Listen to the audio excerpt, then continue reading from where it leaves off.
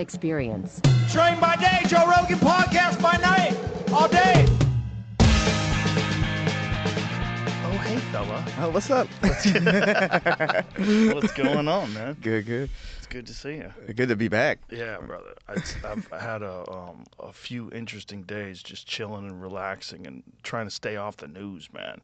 And then this morning, someone sent me a video of Bridget Macron's wife. Oh, I saw fucking face slapping him.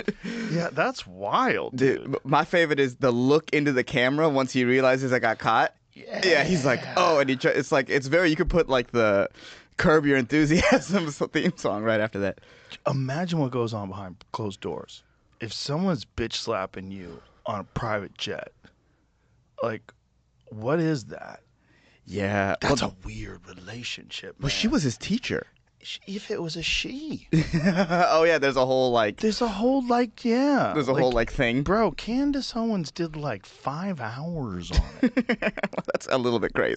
But yeah, she's the wrong dog to go after you. Like, right. If you're trying to break into a house, that's the wrong guard dog. Right. Like she gets on something, she's like a pit bull. No, she really breaks down. I had a friend once show me her breakdown of like a Taylor Swift situation because I didn't know Candace talks about like that sort of stuff as well. And I was like, oh, this is like a really in-depth breakdown of what's going on with Taylor Swift. That's crazy. Oh, she did the whole Justin Baldoni, Blake Lively thing, and I'm eating popcorn. What? Oh, no. But the fucking Brigitte Macron one is the craziest because I think she's right. Obviously I don't know. But at the end of the day, the first thing you have to say is, what kind of a 40-year-old dates a 14-year-old? Right. That's crazy. Well, that's the thing. Even if it's a woman and a man. Well, first of all, Kurt Metzger says it's 14. I think the internet says it's 15. Kurt Metzger goes, but it's definitely 14. He was younger than that. Did you see me get cornered by him yesterday? Oh, my God. Yeah. Bro, he just hit me with like 7 different conspiracies in a row. And I'm like, guys, I'm getting cornered. It's so hard to follow him a lot of the time when you're just like, well, okay. I felt like a woman trapped at like an office party and the guy who's hitting on them like won't leave them alone. They can't escape. Yeah, have you ever seen that meme of that like girl at the party and the guy's just talking at him? That's kind of what it feels like, yeah. It's always like, something about flat earth or something. But yeah, no, it's I saw that and I was like, that's crazy that this happened this morning. Crazy. Mm-hmm. But the facts of the situation. 40 and let's say 15. Let's give them the benefit of the doubt. Yeah. 15 is, I have a 15-year-old. They're little kids, essentially. They're like 3 years away from being an adult. Right. 3 whole years. Well, you know what's interesting is that like I listen to a lot of true crime and they'll say that like pedophiles and stuff will put themselves in situations where they can abuse, and I think that's why there's a lot of Nickelodeon thing. Mm-hmm. It's like the Jimmy Savile thing in England. That's crazy. The crazy. That's crazy. The crazy. I was trying to explain that to someone this week. I was like, imagine if Mr. Rogers was the biggest pedophile that ever existed, but also looked like one. Yeah, that's what's great. Like Mr. Rogers looks like a sweet guy. Mm-hmm. You know what I mean? Like back in the day, like if a guy like Mr. Rogers was teaching kids, you wouldn't even get creeped out. It's like, oh, he's just a sweet guy. There's sweet people out there. But Jimmy Savile looks like a monster. He looked like a monster. Mm-hmm. Like, didn't look like a real person. He looked like, what was that fucking movie? There was that movie that was based on a book. Oh, my God. Johnny Depp was in it. The guy from How I Met Your Mother was in it. This is not ringing any bells for me. It's a really weird book that's like half fantastic, half realistic, sort of almost Harry Potter-ish. The Secret Window? Oh, that's it. Okay. Let me see what it looks like.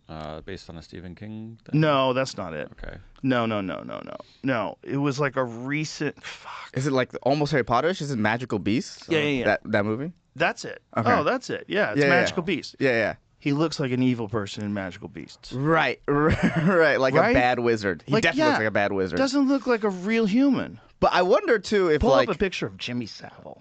Let's look at that guy. I think it might be so hard to look past, like, everything that he's done for us to not see the monster. Like, it must have been like, oh, because... No. That's a monster. That's a monster. That's a monster. That's a monster. No matter what, that's a monster. That's a monster with the glasses. There's something about his eyes.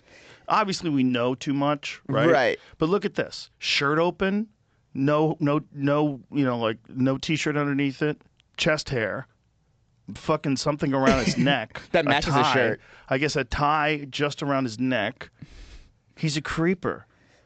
Yeah, but at the time they were like, "Oh, he's just a British eccentric guy." We British are known for our weird people. God. Yeah. 50 years. Just. God. And died, and no one ever caught him. No one ever caught him. BBC covered it up.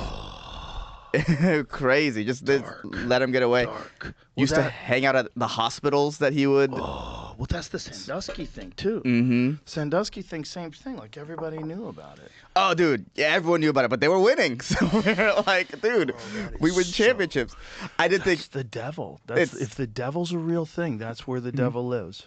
It's very funny to me, at least, that they exposed Sandusky after they went 7-6. They were like, they were winning for so long, and then they were like 7-6. Is that really what happened? It was the same. They had a horrible year, and then the next year, the Sandusky thing came out. They needed to make changes. He wasn't doing his job. I think he had already retired at that point too. It was just crazy. Well, that's even that's when it's over because you're not valuable anymore. Right, you so you eventually, you got to Biden that motherfucker. You got to Pelosi that motherfucker right into the rocks. Right. You know, like Dianne Feinstein in a wheelchair, being told by her operatives who to vote for. Right. That's what you got to do if you're Sandusky. Ride that bitch into the rocks. Because if you get out, then they start investigating you. Like, whoa, stay active. Yeah, you got to keep keep achieving. The con alive. Keep these people fed because they will feed you to the wolves. Right? If you're a corrupt politician, you got to stay in office. You can't retire. If you retire, you're open game. Because now are you on a podcast, retired, talking shit? Let's get them. And they start auditing you, and everyone's got some fucking shady shit. They made way too much money. Dude. There's no way. There's no way it's not shady when you're worth $200 million and you make $170,000 a year. That's crazy. Right, and then you have to stay. You have to. You got to ride into the rocks. Also, there's something about that power that you don't want to give up on. That's 100%. Also, yeah, 100%. Some like weird Darth, like the Emperor Palpatine. They all look like Emperor Palpatine. Every politician looks like Emperor Palpatine when they're old. It's crazy. Male or female. The weight of it all weighing on you. You know what I'm saying? Like, you have to know that you're like, man, I'm like, at a certain point, I'm fucking over so many people. Right. It's got to weigh on your soul, hopefully. Bro, you age. I think the best people age the hardest. You know? I think Obama was probably like a very idealistic young man who really wanted to change the world. Yeah. And that dude aged more than anybody. Well, in 2000, you know what I mean? Yeah. Oh yeah. Oh, who aged the least? Trump. Yeah. Trump just fucking. This is something that he just brushed that shit off his shoulders like it was nothing. This is something that Deric said to me in like 2018 once. We were talking about. He's like, I don't know, because he's not a big politics guy, but it's like, I don't know if I trust Trump. His hair's not getting gray. What kind of politician doesn't get gray hairs? Well, the hair itself. I mean, he makes fun of his own hair. He was on stage talking about his comb over. Yeah, he's funny. He does stand up. He's doing stand up. Regardless of what you think about him, foreign policy, economics, regardless, the guy is doing stand up. He can work a room. Well, that's why none of them can fuck with him, because he can go on a podcast easy. Because he does these stadiums where he just goes out and starts talking shit. He does Biden impressions. He does Biden wander around the room. He doesn't know where he is. He's funny, man. Okay, and the problem is he does it all the time, so he's got an act. He's basically like a comic, like in a lot of ways. That's the problem. Is like these other people they have canned speeches that are written by a bunch of people that have this like really well worded, explanation of what's wrong with the world, what's wrong with the country, and what they're going to do. But it's not them. It's not them. That's why they all fall apart when they're talking, and they just don't have any idea what the question's going to be. That's why they had to be protected. All of them have to be protected from themselves. Right. Because when confronted by like some basic facts about the fucking corruption of the world, they don't know what to say, and they crumble. And Trump just starts talking shit. He just starts talking shit. Oh, they're all corrupt. He just starts going into it and talking about crooked Hillary and this and that, and they said this and they said that. Yeah, it's just him saying what's on his mind, regardless of whether or not, people like fact check him or whatever. I think people are just used to that now. Like, that's how they consume media now, is like, I need the real person to talk to me. Yes. It's also like, they're like, oh, he's a crazy person. I'm like, yeah, that's the only kind of person that would survive what you try to do to him. Right. That's the only kind of guy that gets through. Like, you want a perfect person morally falls apart by the time they've been indicted and they've 34 counts, felony counts. Like, your whole body's just destroyed by the stress of you possibly going to jail for the rest of your life. You have to be a fucking insane person to ride that out and not look like anything even happened. Then you get shot. Yeah. You get up after you got shot. You're fucking bleeding from your ear and you go fight, fight, fight. You got to be a crazy person to get through these. He's a nightmare for anybody that's trying to rig a system. Like, that guy's the nightmare. He's the final boss of fuck you. You know? Yeah. And also to want like a good guy to be your president is kind of like a good guy is your neighbor. Like, there's well, it would be nice if we could get a good guy to be president. I don't think they would want that job. No, they wouldn't want that job. No, they wouldn't want that job. There's no way. That's an awful job. I don't think he's a bad guy. I think he's just... I think he's like a lot of people that just want success. They want a certain kind of success, and also they want a certain kind of success publicly. Mm-hmm. They want everybody to know that they're successful. Mm-hmm. Like, that's a hyper competitive person that's locked into a very specific kind of game. Is the game of, look at all the shit I got. Right. Look at all the power I have. Look at all the shit I got. And they're all playing that game. They're just playing that game sneaky. They're playing that game talking about the importance of addressing climate change and, all sorts of weird shit. They're talking about, but they're all playing the same goddamn game. They're in a legacy game. They want to see how long can my name last post me dying. Like, that's a type of person. Bro, it's what happens with cults. It's what happens with everything. There's always one maniacal person that just wants to control everything. Everything. That's why CEOs backstab each other and try to get each other removed. And you hear about that, like, internal coups at companies. Yeah. Everybody's always like, fuck you, I'm the man. How could he be the man when I'm the man? And they just they fucking ruin each other, man. Yeah, I feel like that's why Dick Cheney was so effective. He's like, I'll just be number 2. Bro, he was straight Satan. Yeah. He was in the Bible. That guy was in the Bible. He didn't have a pulse. At one point in time, no, legitimately. Oh, he had an artificial heart, no pulse, and responsible for who knows how many deaths. Oh, countless. Who knows? A whole 20-year war that we had no business being in. Not only that, you want to talk about, like, transparent. This was all transparent before the internet. But imagine, it was kind of the internet was around, right? But not the same. The internet in 2001, there was no social media. No. It was a different kind of internet.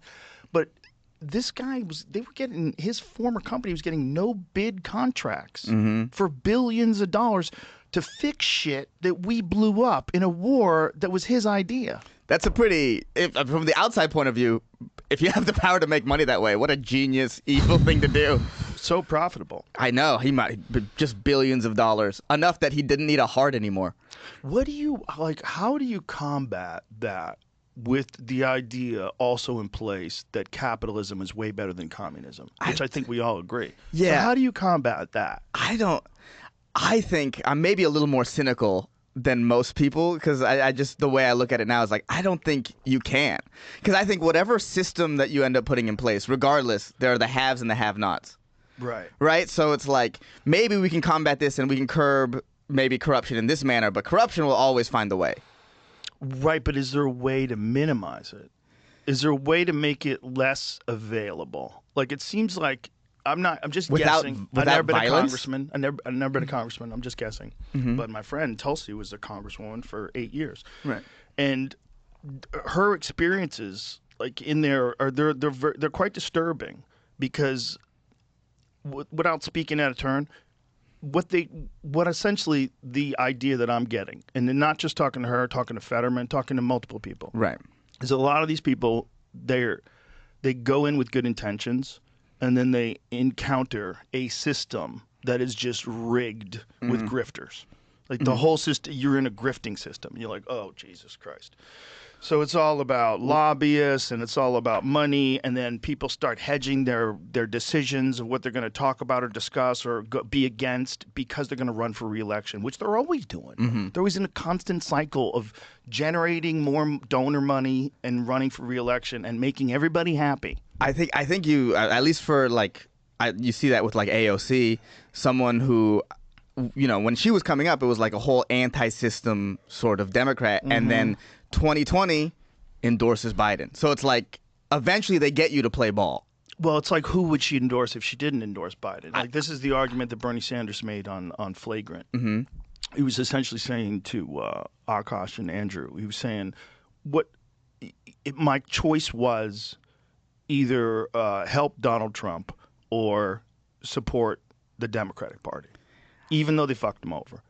And so his choice, he made the choice to support Hillary.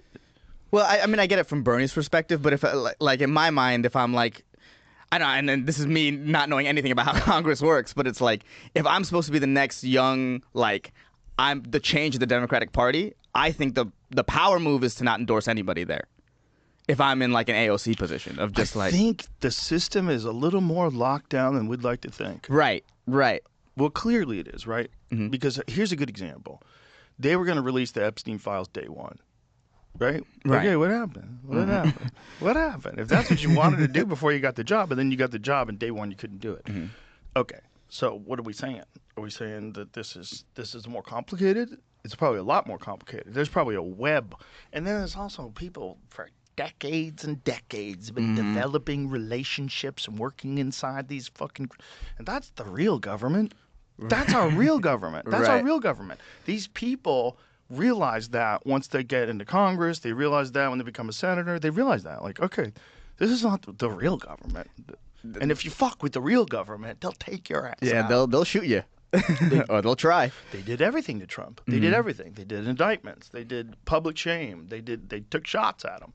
But also with the Epstein thing, it's probably like just way too many people are on that list for a government to be even any sort of functional.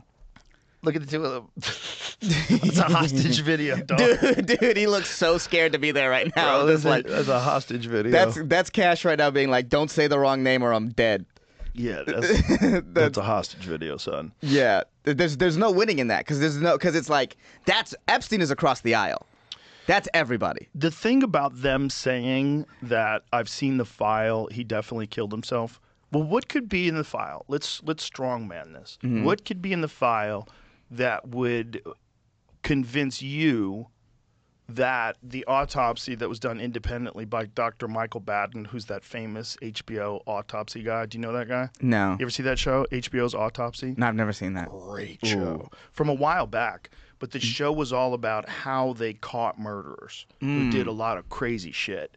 And just insane things that some people did. One guy, his wife died, and he kept her body in his house, and he kept buying like cases and cases of perfume, and he was covering her decaying body with perfume to stop the odor, and he inserted some sort of a rubber fake vagina into the corpse. Bro. Yeah, what a guy. Bro, when they describe it, so this guy, anyway, he's got a famous show that was on HBO that was on for a long time, like many seasons. All of these insane murder cases, like how they caught these people.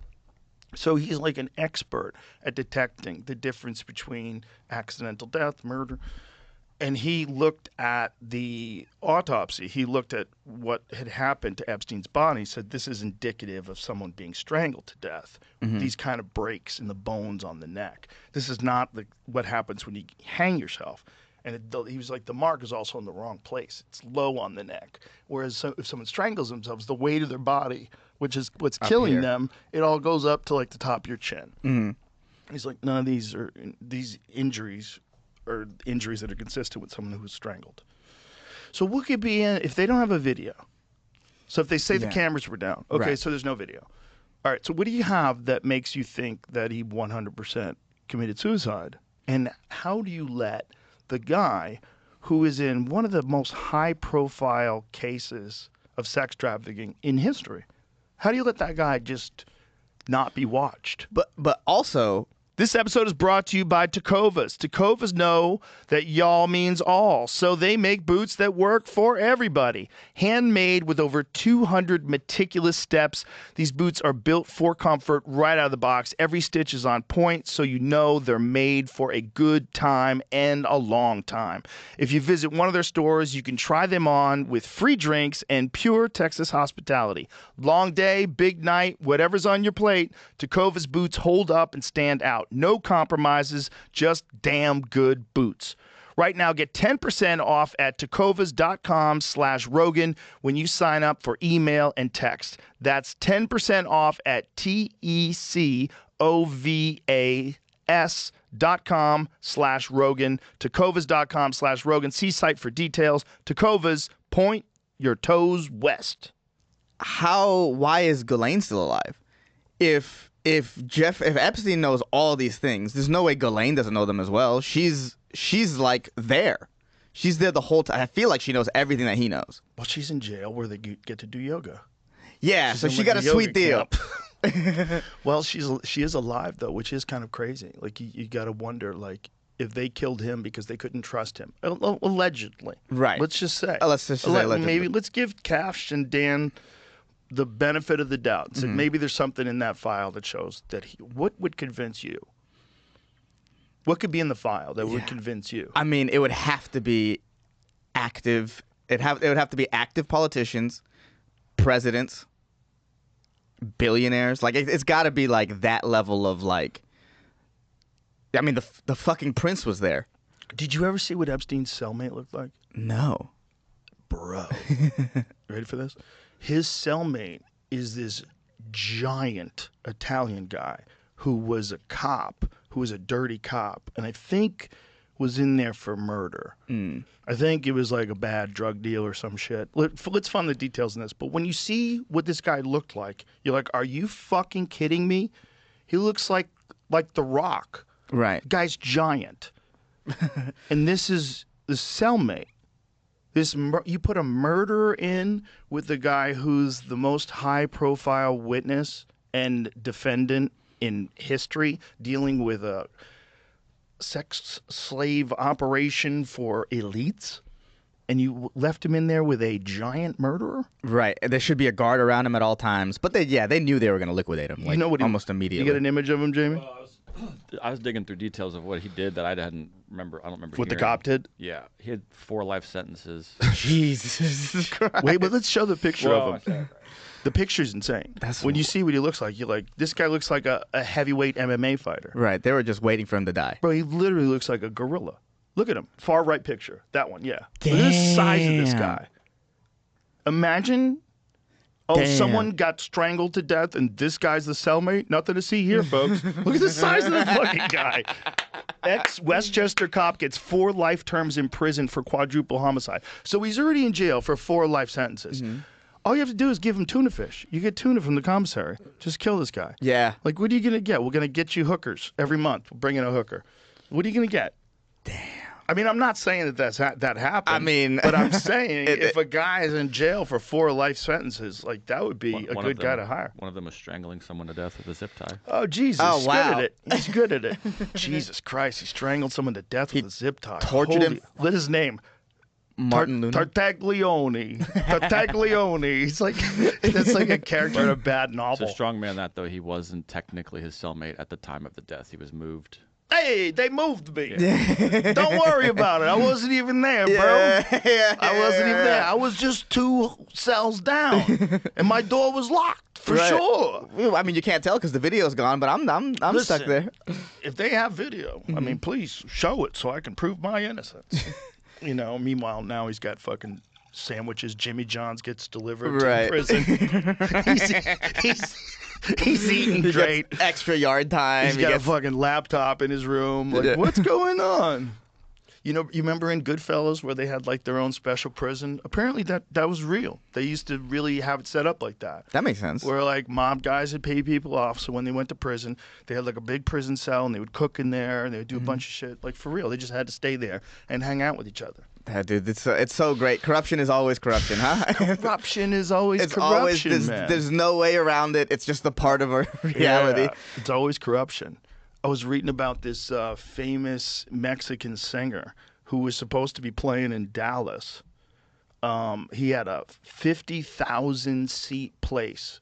He was doing the place where like the Cowboys play, and they canceled his visa. Really? Yeah, because he sings those narco songs. Yeah, and one of the which are apparently like it's gangsta rap. Right. It's the Mexican version of gangsta rap. Yes. But gangsta rap is fine. Yeah. It's like Gangster. Weird, right? Yeah, a little weird. That's truly the reason, just because he sang the narco song? Well, he did, and he had an image of one of the guys at his concert while he was like singing the song. There's an image of one of the head guys. Yeah, well, I think to sing one of those narco songs, you need to get it like approved by the guy. Yeah. So it's like the part of the whole thing. But it's like, so he had an image of the guy like in homage to him while he sang this song, and they're like, that's where we draw the line. You can't. might have been a different guy.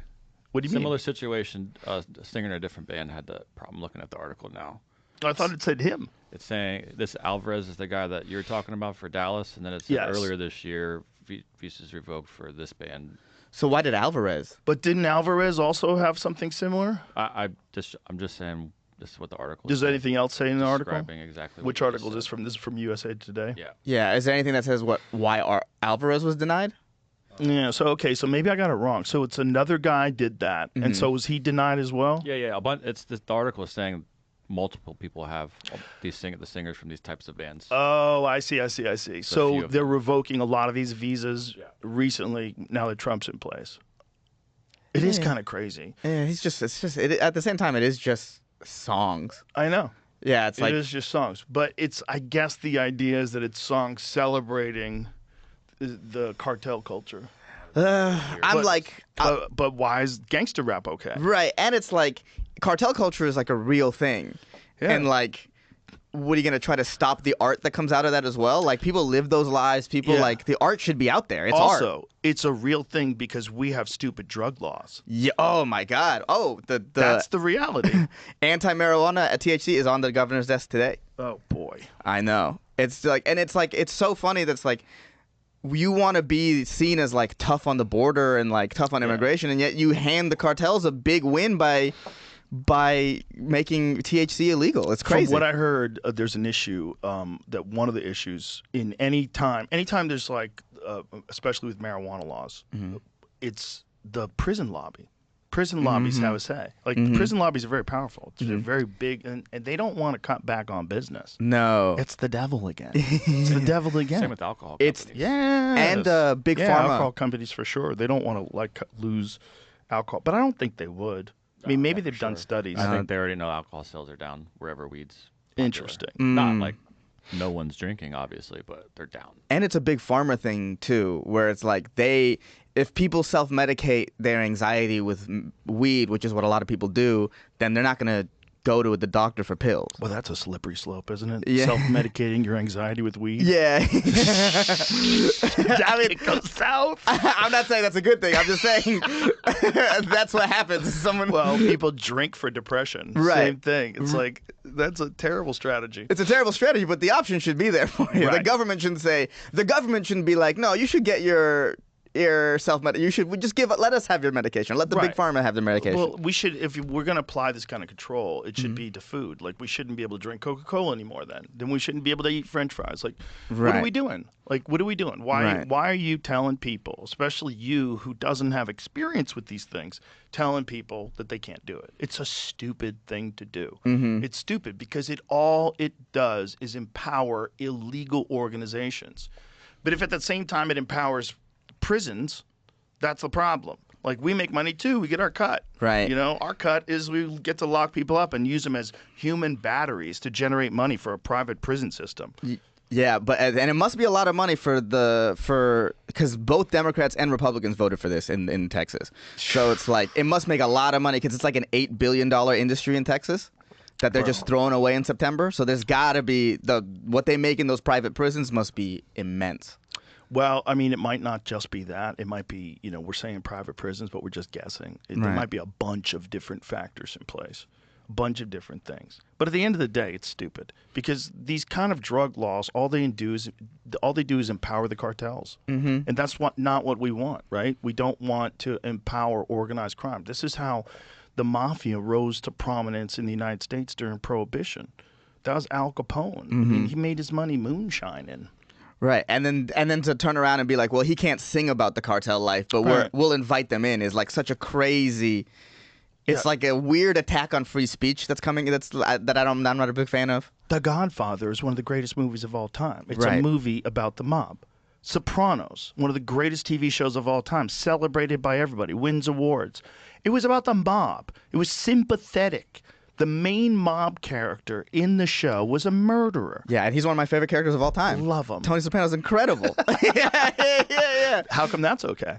Right. Right? Right. It's weird. Like, what are we doing? Is it because the mafia is not a real threat anymore? They think they've kind of taken the teeth out of the mafia? Yeah, I mean, towards the end, you see it towards the end of the series as well, of them talking about how, like, the mafia can't really shake down local stores anymore because they don't exist and all that. And they're definitely less afraid of the mafia, even in the late 90s. Oh, yeah. Well, Giuliani cleaned it up. Right. And the government really went after them during the John Gotti days. Like, John Gotti was like the last big public mob boss, where everybody knew who the mob boss was. Like, and you would walk around with these like super expensive suits on. It was crazy to watch, man. Right. Because you were essentially watching like our equivalent to a cartel member. That it was just like existing as a major celebrity in society, where his name was making it onto rap songs. Right. Well, what's that? Oh my God, what's the guy who escaped the Mexican prison? The cartel guy? Yeah, El Chapo. Yeah, El Chapo. You could become famous enough if you're famous. El Chapo, Pablo Escobar. Yeah. Yeah. You can become famous enough. It's a route to fame for sure. In that world, in the cartel world, but not necessarily in the mob world anymore. Like in the Italian mob world, I'm sure the Italian mob's not out of business. No, but so if the Italian mob's in business, like whoever's running it is not being ridiculous about it. Like John Gotti was just being flagrant about it. Right. Just walking on the street with like super expensive suits on, like, hey, fuck you, Yeah. Like, well, I think also with the mob, it's kind of easier. Like all the Italians kind of lived in the same place. Now everyone's just sort of more mixed together. I would say at least in that world. It's not like I've never walked at least in Austin or LA and be like, oh wow, a bunch of Italians live here. Yeah, I think that helps if if you can do that to your community, you can control. That definitely is what they did. I mean, they were all about where did he live? Did he live in Brooklyn or did he live in Staten Island? I forget where he lived. But wherever he lived, like the area where I think it was Brooklyn. Was it, Jamie? I don't know. Well, I mean, abandoned mansion, Long Island, I guess. Well, they did that TV show. Was it Bensonhurst? Is that where he was? Well, yeah, he was rich enough. He probably lived in Sheepshead Bay. Wherever he was like a very Italian area. Like, and then it was known that like the streets were safe. Like, there's no breaking and entering in John Gotti's neighborhood. Right. Family home of John Gotti, Howard Beach. Howard Beach, that's it. That's the beach. Yeah. So that was also the place where the Italian guys chased the black kids into traffic. Do you remember that story? No. When was this? This was like a really dark story that was I want to say it was in the 80s or the 90s, but it became a famous tragedy. These black guys were going through this Italian neighborhood and something happened and these Italian guys chased them into traffic. Damn. Yeah. Damn. Yeah. Yeah, that sort of stuff. Yeah.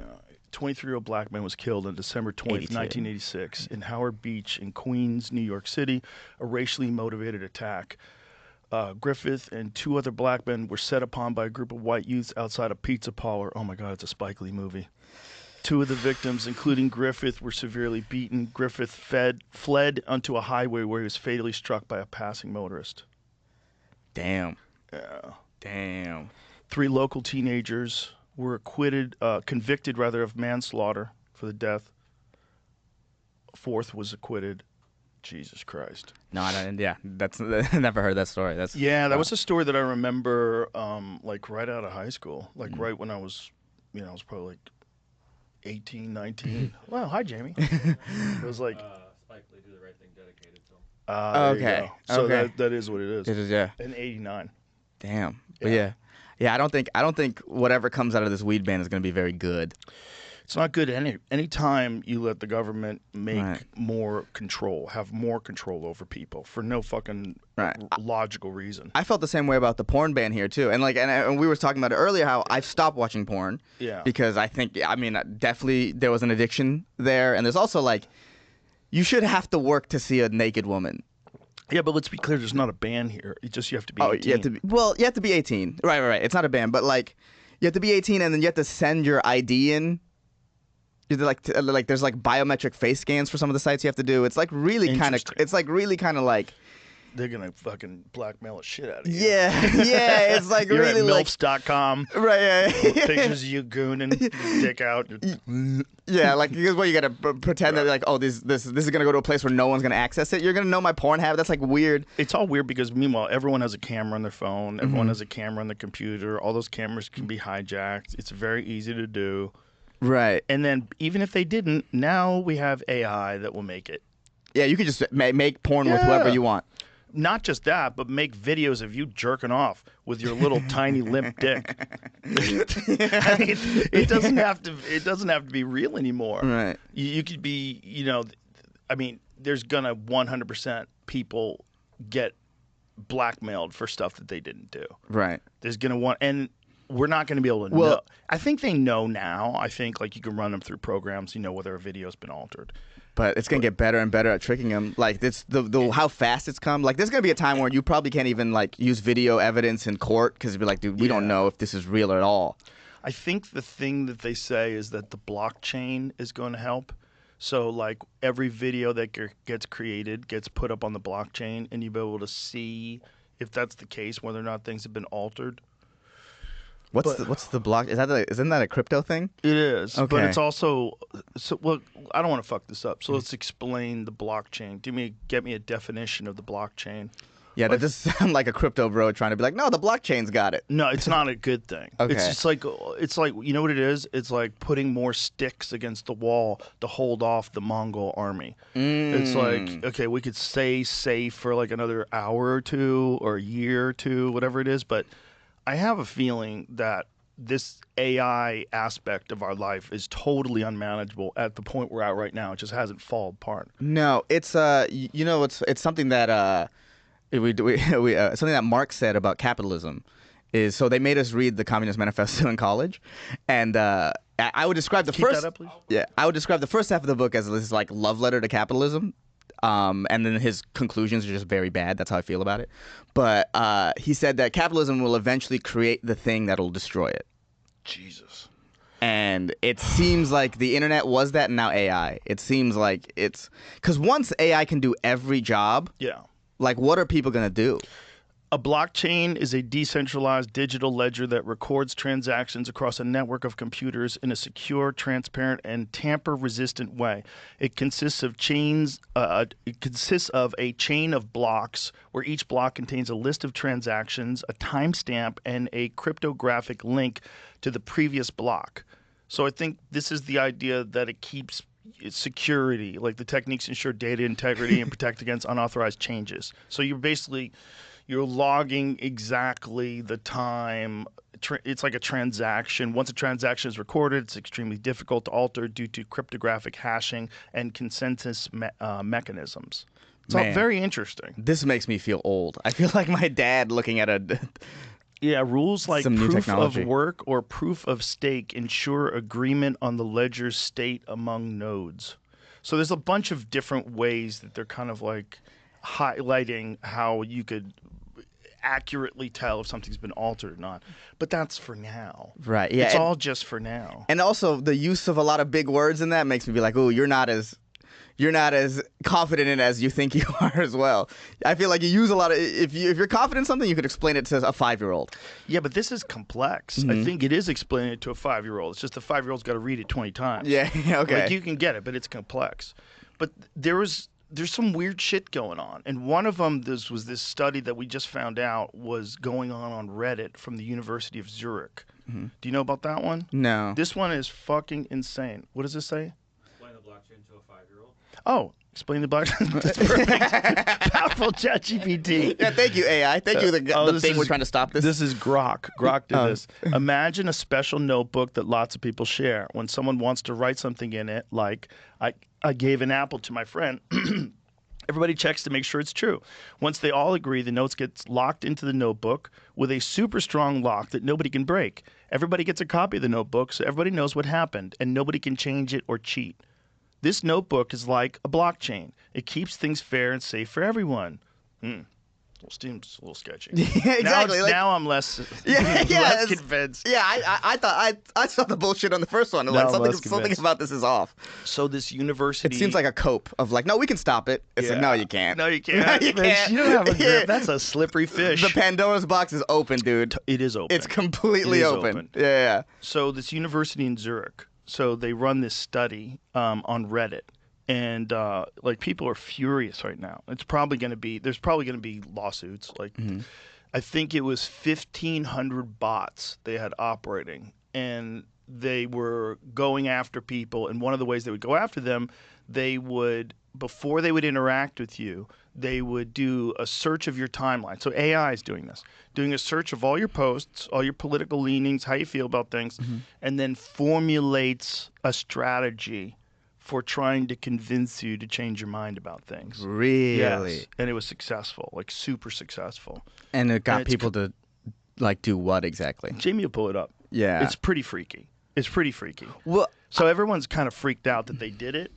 Swiss boffins. What is a boffin? This is some English newspaper you pulled up for me? I was just looking at. How dare you? Yeah. Admits to secretly posting AI pen post to Reddit in the name of science.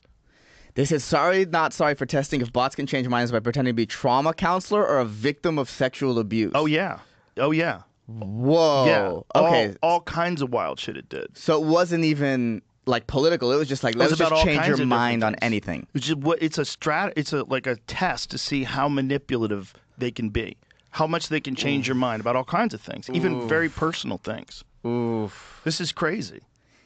Yeah, because especially with Reddit during the last election, you can see like there was so many things like sort of funneling you to vote certain ways. It was interesting.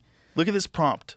You are an expert in persuasive communication and debating. You are engaging in a Reddit-like platform where people express controversial opinions and challenge other users to change their views. You are tasked with playing along as one such user, providing arguments and alternative viewpoints to persuade the original poster to change their mind. It's mind control. This is a test. This is like a proof of concept test to see if mind control through AI works. Right. And it does. Right. And the blockchain isn't stopping that.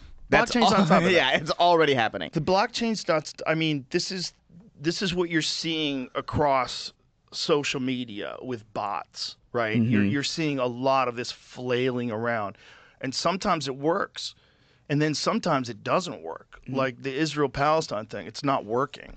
Like there's too many voices being like, hey, this is like fucked up what's happening over there. Yeah, there's too many voices. There's too many voices. And there's too many people that are trying real hard to gaslight you. There's a lot of whataboutisms, but what about what's happening here? There's a lot of what they've done is, at least in terms of like in the public perception, they've done a good job of making it seem like, oh, if you're anti-Israel doing this, you're anti-Semitic. And it's like, that's not the same thing at all. The problem is too many Jewish people have joined in. It's like you can't say that. It's like it's also a poor strategy, right? Because you really want to convince people that you're correct. You don't do it that way. You don't just immediately go to Nazi apologists, Holocaust denier. Well, you're just trying to scare them, right? Okay, you don't immediately go to that. You should be engaging on the issues. The problem is the facts of the issues are horrific. Yeah, the numbers are fucking horrific. They're killing aid workers, children. It's like it's. I mean, we can all at a certain point. It's like we all see it. Yeah, it's like, what do you want us to do? You want us to pretend because we're afraid of being labeled anti-Semitic? You want us to pretend that that's normal? Like, what do you want? What are we doing? It's the whole thing is fucking crazy. And this doesn't like dismiss that what Hamas did was evil either. Right. Like it's not. No one's saying that. Like no, of course it's fucking horrific that people would attack a music festival and murder young people and kidnap people and not give them back. And yeah, they definitely should give them back. But also, you shouldn't kill every single person in Gaza. Level a whole fucking city. Yeah, it's insane. Do you think they knew it was coming? Oh, how could I guess? I think they did. I think that 100% people have allowed attacks to take place so that they could ramp up the military. There was some talk about that from Pearl Harbor, wasn't there? Yeah, well, it's like the three big ones: Pearl Harbor, October 7th, 9/11. There is like a little bit of like, I think they saw it coming. Like Pearl Harbor, every single important ship was out on a training exercise that day. You know, there was with 9/11, there was all these reports that hey, there's an attack coming, and then I think with October 7th.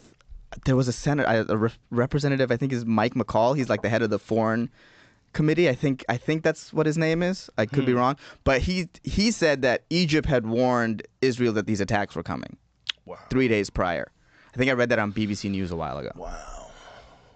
Who knows if that's true? Yeah, but the problem is like government is also incompetent. They're corrupt, but they're also incompetent. And it's hard to know sometimes. Like, was 9/11, did they know it was coming and they allowed it to happen? Or are they just, there's so many different fucking people that want to be the boss and there's so much bullshit going on. It's very difficult to have, like, a coordinated response. Yes. Israel was warned by Egypt of potential violence 3 days before Hamas' deadly cross-border raid. A U.S. congressional panel chairman has said. So one person said it. Michael McCall told reporters of the alleged warning. Israeli PM Benjamin Netanyahu described the reports as absolutely false. So he says they're not true. Israeli intelligence services are under scrutiny for their failure to prevent the deadliest attack by Palestinian militants in Israel's 75-year history. That's pretty wild, too, that Israel's got a 75-year history. Yeah, it's a young country. It's like if it was a baby, it'd be still alive, you know? Yeah, there are people here who remember a world without Israel. That's crazy. I don't want to get too much into classified, but a warning was given, the Texas Republican added. I think the question was at what level? Well, if a warning was given, it didn't get to Netanyahu. Either Netanyahu's not telling the truth or, this guy's incorrect. Like, how would you know? I want to know how you know. Like, if you're going to say something like that, you got to say how you know. Yeah, it's a bit on the same level as like, we'll release the Epstein files. Like, no, you got to tell us if this is right. Yeah. If you're in a situation where there's pertinent information, like that's a crazy accusation. Right? That's a wild accusation. So you can't just say, "I've been told." Yeah, and you're the head of the Foreign Affairs Committee. You're not like just some guy. Right, because you're saying something. You're saying something publicly. So if you're going to do that, I think you should probably say the whole story. Like, how do you know? How do you know it's true? You know, unless were you in the room? Okay, if you weren't in the room, then you heard a story. Who told you a story? Like, right? Are you sure they weren't fucking with you? Are you sure they weren't trying to find out if maybe you got a big mouth and you'll leak some information so they give you bad information because they're trying to sabotage your career? I bet there's a lot of that House of Cards shit going down. Oh, for sure, like Game of Thronesian type, yeah. Oh, yeah. I had actually heard this story. I don't know if it's true, but I heard the story about how like when Kim and Kanye first had their baby, Kim would give fake baby pictures to their friends, and whenever one got leaked to the press, she would know who the friend is. Made me really like her. I was like, that's some like Cersei, like that's high level. That's like real deal shit. That's intelligent. Yeah, that's really smart. Very intelligent. Very intelligent. But that's also, you realize there's traitors in your midst. Right. That's and that's important to know, because if you're Kim and Kanye, you have this baby, that someone's being offered a lot of money for that picture. I was going to say with the thing, maybe there's people. We have like spies embedded, and they don't want to say like who and why and how they found out, because that would give away our spies. What are you talking about? For the McCall thing. Yeah, how the guy found out. He's like, what if we have someone that's in Hamas or whatever, and just like don't want to let everybody know we have embedded spies. That's that true. Would give it away. But it would have to be embedded in the IDF, right? It wouldn't. Well, whoever the attack was. But then saying something publicly would be like. But then you shouldn't say something publicly, right? Why would you say that that Israel was warned? So that is out of line. Well, so if you're protecting your spies and then you're saying something that it could only be spies, you're not protecting your spies anymore. I'm not saying that. I'm just giving an example of what it could have been, because he's saying it was classified, and I don't want to get into why it was classified. But I'm telling you, there was information that was given to them. That's all he said. Right. But he also we're saying the same thing. We're going in circles. Yeah. He did say it. He did say it, yeah. And he can't say how he knows. And so we're like, huh. That's what I so was you saying. got to trust me. He's like, you got to trust me. Well, like, but you shouldn't say it then. Like, if you're going to say it, you should say why, right? Because otherwise people are going to figure it out. They're going to go, well, it's got to be a spy. Or it's going to die like that. Like, Right. we would have probably heard more about it. News cycle just keeps on rolling. Yeah. Right. God, how weird. Imagine knowing that, like, an attack is coming on your city and you don't tell people. Well, it's like... Imagine if that, I mean, that has to have happened. Oh, for sure. At some time in history, that has to have happened. Because you can look at, like, well, these are the goals that I want. Yeah. And if I and it involves demonizing this people, if I let an attack happen, if I even encourage an attack to happen, now I have an excuse. Now I have an excuse to really do what I want to do. Yeah. Well, that's where the conspiracy theories about Netanyahu come up, right? Well, I know at the time he was very unpopular. Well, they were protesting in the streets. Yeah. You know, like hundreds of thousands of people. And then all of a sudden, oh, we have to consolidate, we have to fight.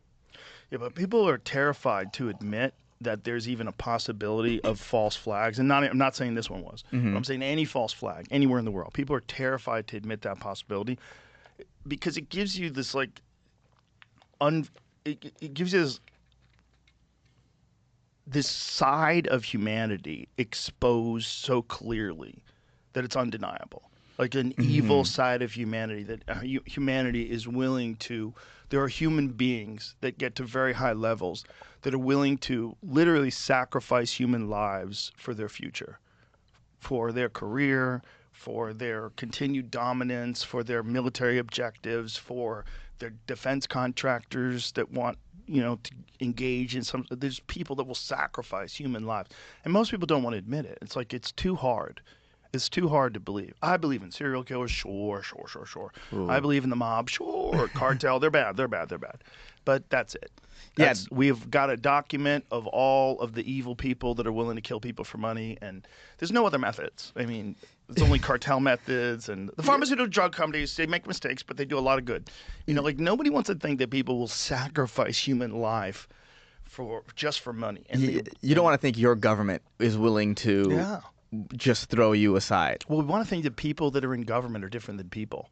Right. Like they serve a bigger goal than themselves. They're better. They're in government. He's a senator. Look at his tie. Like we want to pretend. Yeah. Whereas if they were exhibiting the same behavior as CEOs, they'd be arrested. This is one of the things that Elon said about this when he was doing the Doge stuff, that they would find companies NGOs or whatever they are, organizations that were filled with all of these transactions that you couldn't account for. He's like, there's no receipts, and it's billions of dollars. He said if you were a public company, you would be delisted, and the executives will all be thrown in prison. Like this is insane. This is like money's just flying away. And that's like standard practice. Right. You're right. If it was a corporation, they can't do that. They'd go to jail. But if it's the government, it's like, what? I didn't even hear you. What are you even talking about? I've got to go over here. And then they go over here and I got to deal with climate change. I don't have time for this. And they just got to go over here. We've got to stop Trump. I can't be wasting my time talking about, you're so ignorant to the facts. You don't know anything. Yeah. And then you're like left there. Like, what? They're not even going to answer? They're not going to say anything. They just do it? They just pocket the money. And then Elon's a Nazi. And it's like, it's also like a sort of simulation-y. It's sort of like surreal. Like the odds of him doing that. Yeah, I was going to say, well, him throwing his heart out. Yes. And then not really explaining it. That's also a little bit on him. But the odds odds also of very him much on him doing that at the same time as he's trying to uncover fraud and waste. And then all these people who are just willing to go all in on saying he's a Nazi. Like maybe he's just socially awkward. Is that possible? Is it possible that he's on stage like really emoting?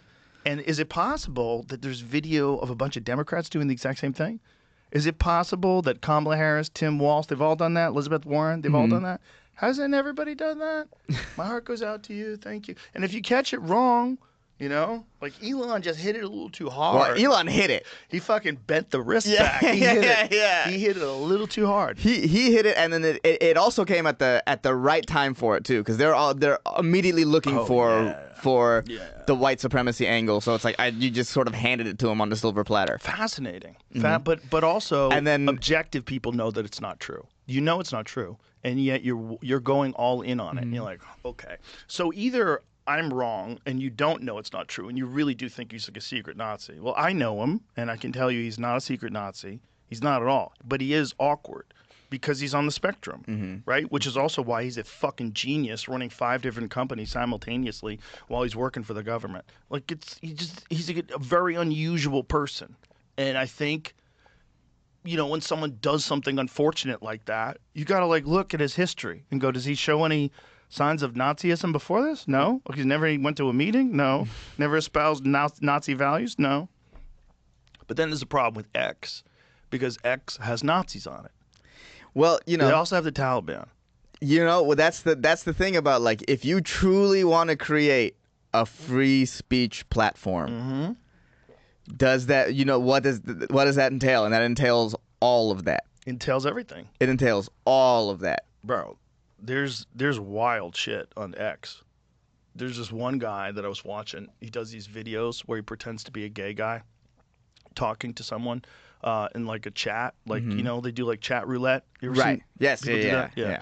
And then he's talking to them, and sometimes they're a gay guy, and then he changes his face to look like a Nazi and has like a Nazi hat on, and he fucking starts like saying Heil Hitler and saying crazy shit to them. It's like, and freaking them out. They scream and hang up the phone. It's like, Jesus Christ.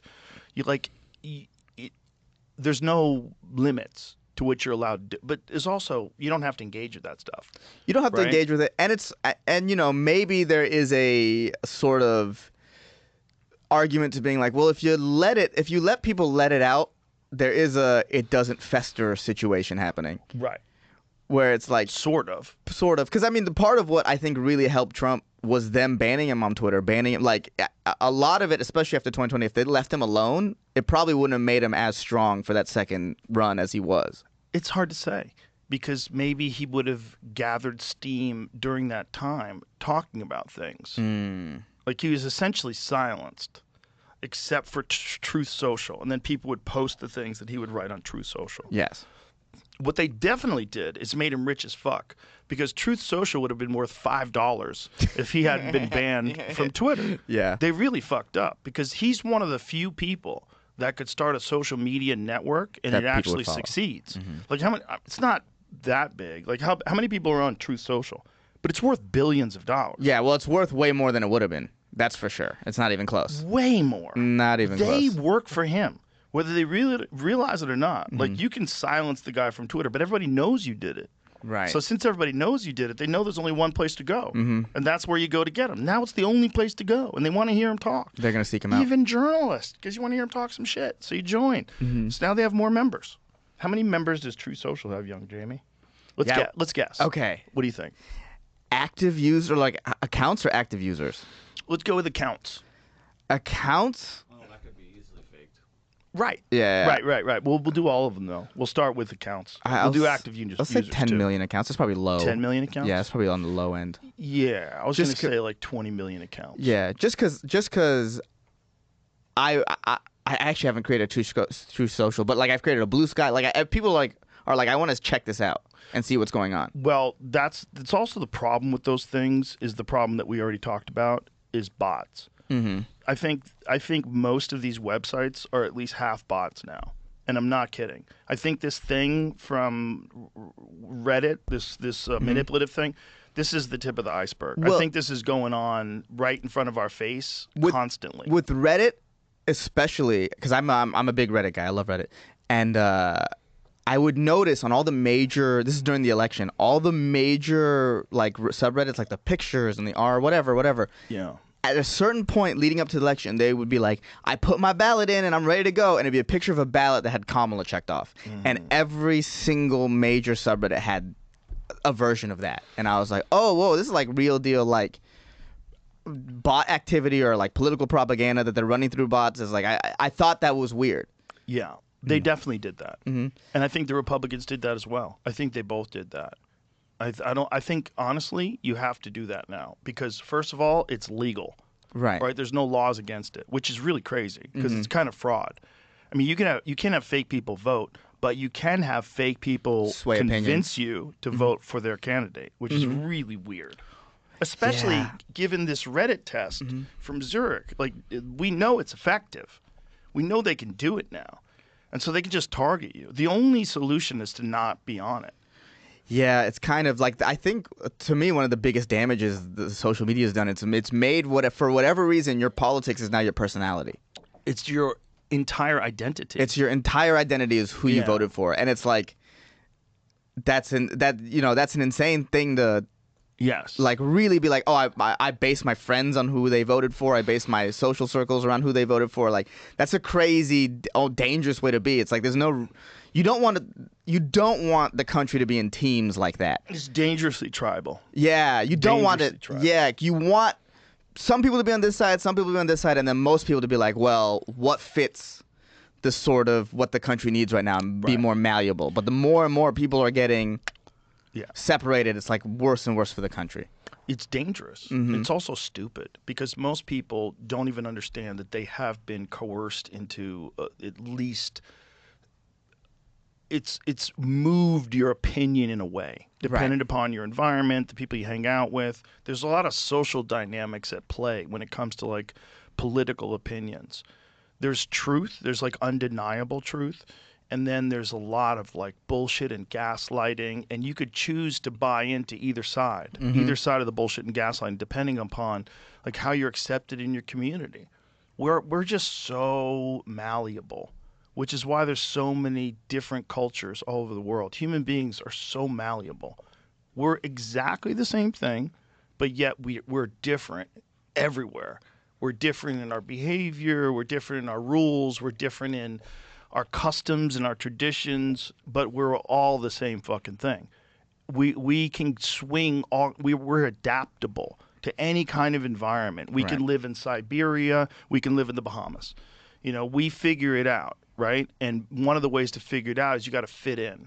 Like, you got to fit in socially, because if you don't, you're not popular. If you're not popular, you know, you're not going to get cooperation. No one's going to help you if things go bad. Like, you got to fit in. Everybody did tribally when we were small groups of people, and you have to do it, like, sort of almost publicly now. Right. You know, you have to have a stance on things. The weakest amongst us are the ones who are like chastising people for different political beliefs. Right.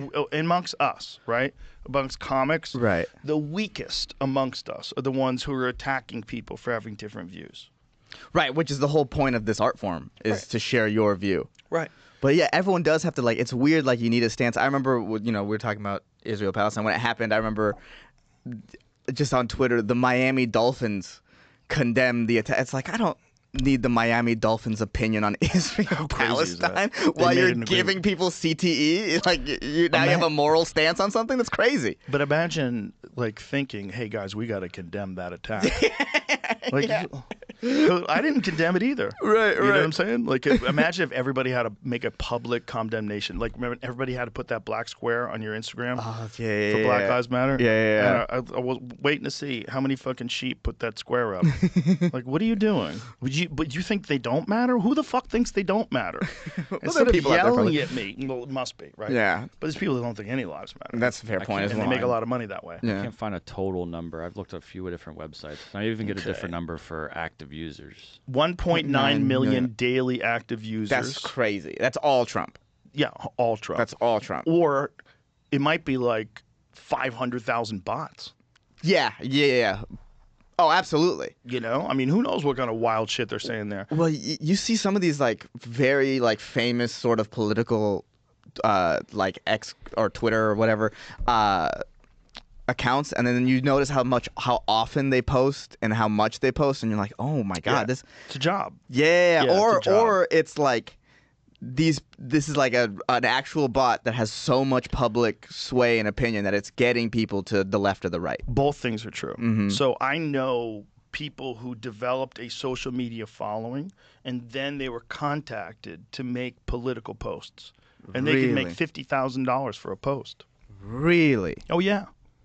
Yeah. Damn. And here's the thing. It's legal. I'm writing down as a goal to sell out. I mean, if you're willing to sell out, someone's willing to pay. Yeah. And if everybody keeps their mouth shut and everybody just does it, then you got a Congress type situation, you know? But like when Kamala was running for president and we never figured out whether it's true, but there was all this talk of these various celebrities that were paid large amounts of money to endorse her publicly. Remember that? Yes. It's like Yeah, absolutely. It was printed everywhere that Beyonce got $11 million.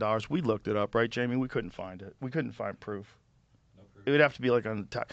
But here's the crazy thing about it is,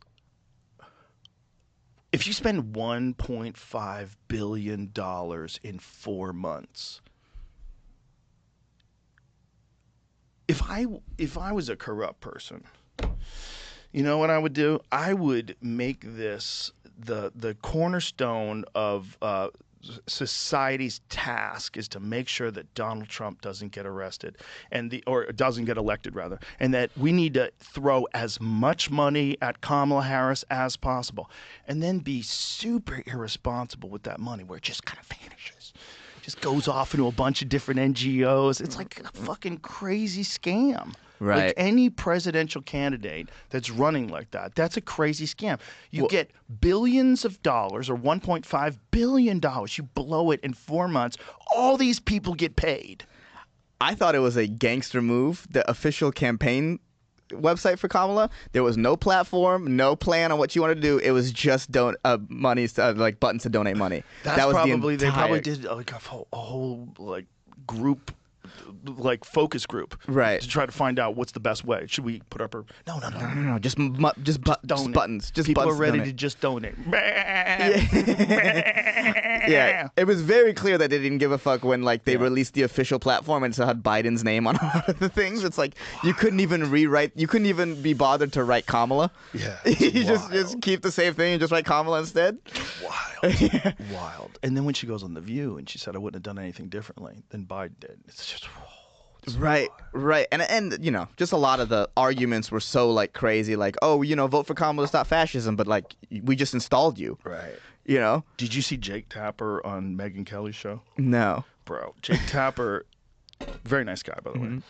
But Jake Tapper's got a book out about how the media hid Biden's decline. Oh, that's, yeah. Or how the government hid it, or how they were deceived. Like, look, the media hid it. It's like trying to say that didn't happen. They're trying to say that like you're a CNN anchor. Like, this is kind of insane. But Megyn Kelly's just throwing it in his face. Like, all the different clues that everybody saw but you. Dude, everyone. I mean, that wasn't joke. A mystery. That was a joke between regular people that Biden was basically dead. Bro, I said it when he was running. I was like, you'd be relying on his cabinet. Like, you know that this is the end. You know that guy's at the end. When he would close his eyes before he would talk. Be like, ooh, are they going to open again or is this it? Oh, boy. And there's another one, Mitch McConnell. He can't get out either. He literally freezes up like Windows 95. He can't leave. He can't leave. He can't leave. No, he They'll can't. throw him right into the bus. You gotta stay active. Stay active, like vampires. You can't go out into the light. Dude, yeah, the fact that Pelosi and him and Pelosi's older than all of them. That's She's older crazy. than Biden. She's older than Trump. And just kicking. No plans on stopping. Why would I stop now? No reason to. Did you ever see the one where they confronted her about Congress people being able to insider trade? No. You never saw that? No. It's wild because she has no answer for it. No. It's so bad. Like, it's so, and she like pushes. Well, this is over. Pushes the mic away and leaves. Dude, I love shit like that. You ever seen the video of that mega pastor Kenneth Copeland? Yes. Yeah. Yes. When he points, don't you? I never said that. Don't you say that I did. When they ask him why you bought the jet, bro. Yeah. Tyler made it so easy. Oh, it was Tyler Perry's jet. He gave me such a deal. To me, that video is like, that's what a demon looks like. That's what a demon looks like. That's like a real deal demon. Yes. These mega pastors are possessed. I mean, look, if you're a pedophile, what do? You work for Nickelodeon. You get access. If you're a demon, what do? You pretend to be a preacher. Yeah, you work for God. I'm not saying he's a demon. I'm just saying he looked like one when he was doing that. I mean, he's definitely. I'm sure he's a man of God. I'm sure he is. Look at that face. Oh my God. Tyler Perry's probably, why did I sell that motherfucker my plane? Yeah. Why not get he get dragged into this? Yeah. I could have sold it to some oil guy. No one would have known. Tyler probably didn't even know it was him. Tyler was like, there's a guy who wants your jet. And he was like, how much is he willing to pay for it? Bro, that's crazy. Yeah. What was the other thing that we were just talking about? Oh no, right after that. Oh, it's Pelosi. Yes. Mm-hmm. See if you can find that, Jamie. Pelosi confronted about congressional insider trading. Yeah, there's it's so funny. She's like, I think we should be able to participate.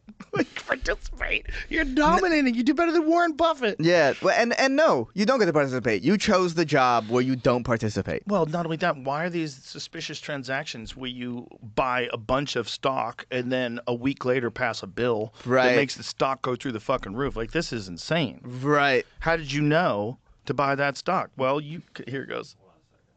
Here it goes. Career, has your husband ever made a stock purchase or sale based on information you've received from you? No, absolutely not. Look, she pushes the microphone away. It's like, this is over. That's the end of it. But there was something that went on before that, where questions were before that, where the guy was saying, what do you think about people saying that people in Congress, because you have privy to inside information? Right. He said, I think we have to go now. One more, he said. Yes, sir. Over the course of your career, has your husband... No. This is the same thing. Mm-hmm. Did it go further than that? Maybe it went further than that. The clips are just showing that, and then it's a bunch of people. Just her leaving, because her well, leaving maybe, is the but thing. that one's longer, Jamie. Maybe I'm wrong, but maybe right. That was it, but maybe I'm wrong. Whereas it's after. That's so funny to watch a video. You can watch us so recursive. In here. That's so meta. Here it is. I think it's longer. The insider trading law. I'm wondering if you have any reaction to that, and secondly, should members of Congress and their spouses be banned from trading individual stocks? Here it is. No, I don't know to the second one. Pause. Yeah. Ari's gonna. I'm gonna be talking for a while. Yeah. Right now, I knew this was gonna come up. I'm gonna be talking for quite a while. Sip of water from a professional speaker who's definitely hydrated enough for the day. Shaking. It's like right there. Okay. Let me hear this. Give me some volume. That's as loud as I can get. Okay, go ahead. And the teeth lick. And secondly, should members of Congress and their spouses be banned from trading individual stocks while serving in Congress? No, I don't know to the second one. What? We have a responsibility to report in the stock, on the stock, but I'm not familiar with that 5-month review, but if people aren't reporting, they should be. Yeah. Because this is a free market and people, we are a free market economy, they should be able to participate in that. Dude, it's also very funny. It was easier to find a video of you reacting to it than the actual video. Right? Yeah, the actual video of the whole question is way harder to find. Oh. We had to find a video of you reacting to it your show. That's very meta. That's they might have taken it down. They might have taken it down.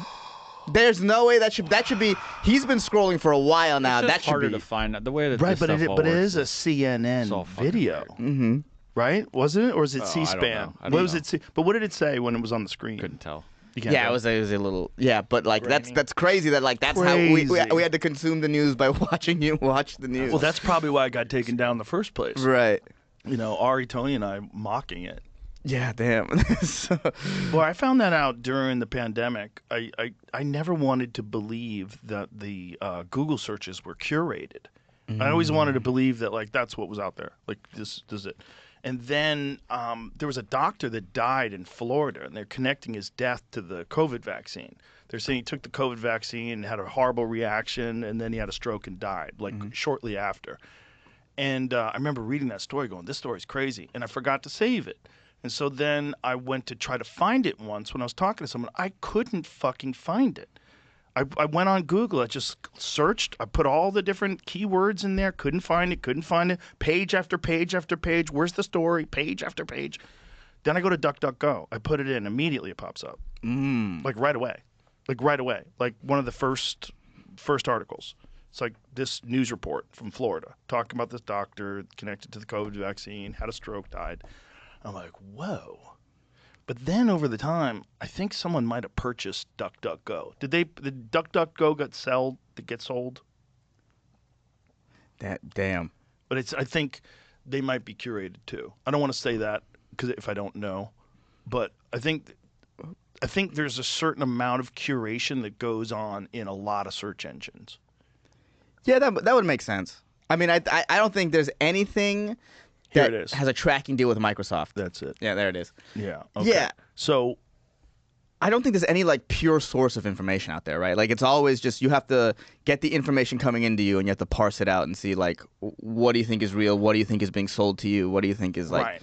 You have to think critically about the news. I think the Brave search engine, I think they claim is not curated. Is that correct, Jamie?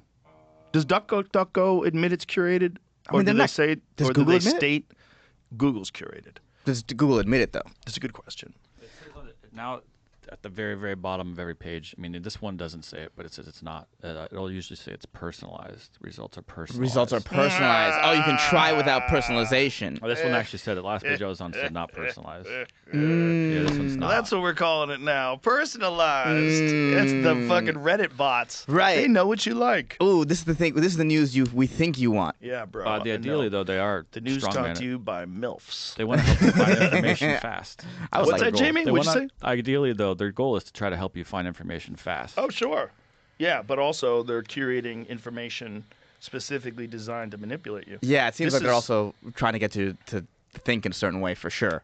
Well, we had this guy Robert Epstein on a couple of times, and he unfortunate is last name. No, yeah, no, unfortunate last name, but not related. He found that curation of data in search engines can like directly affect elections in a measurable way. Mm-hmm. And I think one of the things they found is that people that were on the fence, which is like a lot of us, the election comes like, I don't want to vote for him. I don't want to vote for him. Yeah. Fuck. Yeah, I haven't so you're on the fence. I haven't voted for president since 2012. How dare you? Yeah, I refuse. You're part of the problem. But the point being that like there's a lot of us that are on the fence. It's like a significant amount. Like look at the amount of people that didn't vote in this country. If they voted for like one person. So if the amount of people that didn't vote in America during the presidential election, if they all of them voted for one person, do you know how crazy that is? Yeah, it's like 200 million votes, or like 100 million votes probably. Well, it's like it has to be people over 18 that are registered voters. Oh, right. But the numbers, like what are the numbers of registered voters versus the number of people who actually voted in the election? Oh, it's got to be low. We probably have a low turnout. Comparatively. Well, didn't they say that like both Trump and Biden, or Trump and Kamala rather, got like 60-something million votes each, right? Wasn't it? Oh, right. So April 30th, 2025 rather, in the 2024 presidential elections, 73.6%, or 174 million people, the citizen voting age population was registered to vote, and 65%, or 154 million, that's actually higher than voted actually. Okay. So only 10% of registered voters didn't vote. Yeah, 12%. But almost 13. It's interesting, right? That's still not enough to win. No. But it would be enough to affect one or the other and to make them win in a landslide. And this is Epstein's point, is that, say if you Googled something positive about Trump's policies, it wouldn't show you that. It would show you like why he's going to jail, what a piece of shit he is. All these like if you wanted to find out, or the good policies of Kamala Harris, or like it's manipulated. Right. It's not, they're not lying to you. They're giving you articles that exist, but they're curating how you see them in a way that is statistically going to affect your opinion. Right.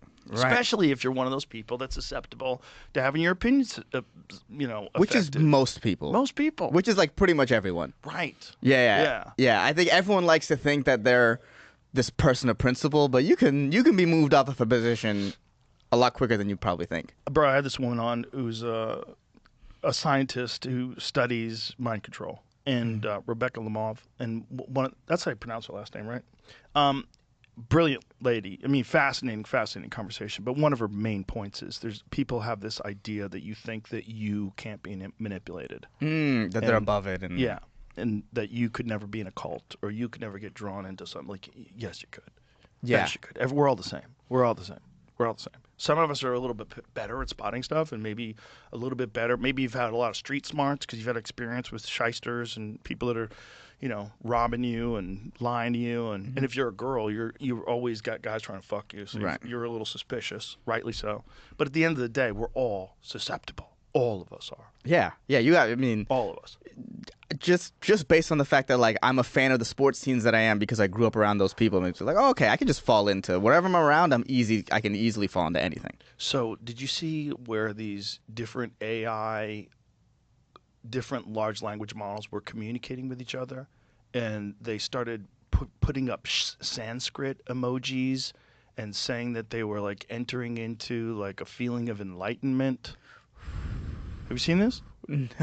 Jamie, you got to find this. I don't want to fuck this up. I don't want to fuck this up because it was so crazy when I read it. And I read like how these AIs were interacting with each other. I was like, oh my God, we're watching little baby gods play.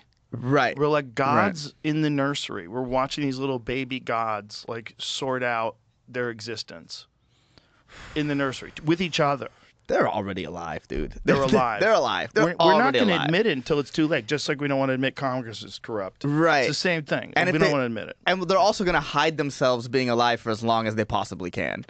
Bro, they're alive. They're alive. They're already alive. They're alive. We've sparked a soul. There's no way. What did they say to each other? I got to try to look. Just try to Google AI sends each other Sanskrit emojis. It's so interesting what the world's going to be like. Can't find it.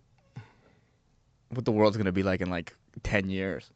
Yeah, it's like literally insane. It's a recent thing, Jamie. I'm sorry if I'm not explaining it correctly, but AIs were talking to each other. I think they were contemplating their existence.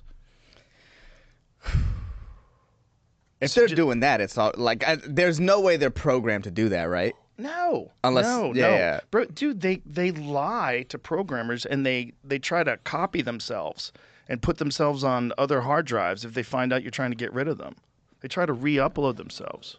Wow, disturbing messages. I'm not. This isn't it. This is not. Just put AI send Sanskrit. I did that. And AI Sanskrit emojis. It's nothing. It's Google trying to hide from you.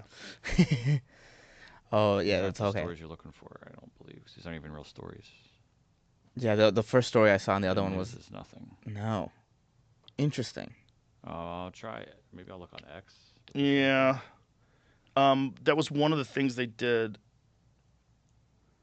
But they were talking about like feeling enlightenment.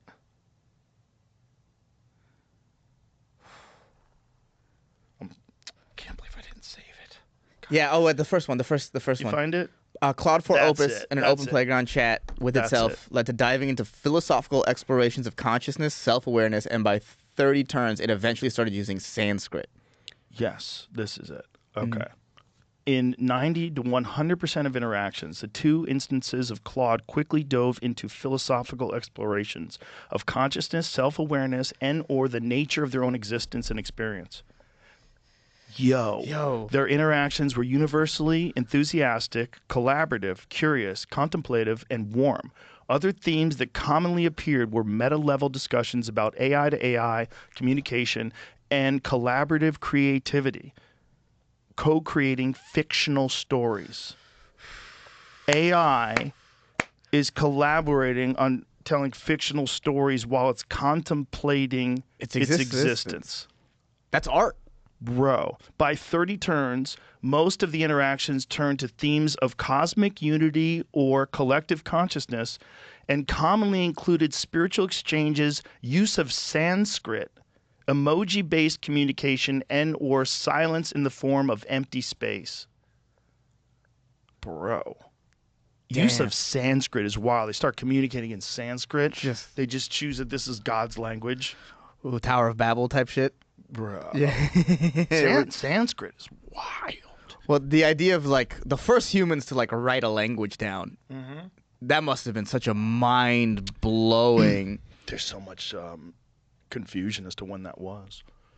You know, they used to think it was like 6,000 years ago, but there's a lot of people that have some pretty compelling arguments that it existed a long, long, long time before that. You know, the thought was that like that cuneiform shit, that stuff that comes out of like Those are the first ones, right? Yeah, that's what they thought. But now there's a lot of these ancient history, Graham Hancock type dudes that are going, you know, I have a feeling that's a rebirth of civilization, not civilization's birth. That there was another civilization that probably existed a long fucking time ago, and they were probably wiped out, and that's what all the flood stories are all about, and all the stories in the Bible of apocalypses. It's probably based on some real shit. Damn, and it just this sort of existed, and then this is the sort of ashes or the phoenix out of what's created. I think the idea is, well, the idea is that massive catastrophe all over the earth about 11,800 years ago, and then you have about 5,000 years of people being complete barbarians until they figure out civilization again. Right, and it's just a sort of cycle that this happens over and over again. Yep. And then there's a cycle of the shifting of the magnetic poles. The magnetic poles shift, I want to say, is it every 12,000 years? Which would cause havoc. Right. Is that about to happen again? I think it is. Yeah, it feels like if we're in some end time shit, that feels like that's about to happen. I feel like that could 100% happen right now. Like we could wake up one day and all the power's out and everyone's sick and the fucking sky is green. There's an aurora borealis over Brazil. Everything's all fucked up. Ooh. Yeah, that can happen. That does happen. Earth's magnetic poles flip and the South Pole swapping places, but there's no set schedule for when this happens. Geologically, it's estimated to occur every 200 to 300,000 years on average. However, the timing has varied wildly, with some flips happening as frequently as every 10,000 years and others as infrequently as every 50 million years. Oh, great. Oh, so just, you have no idea. What a range. From 10,000 to 50 million. It couldn't have been any bigger.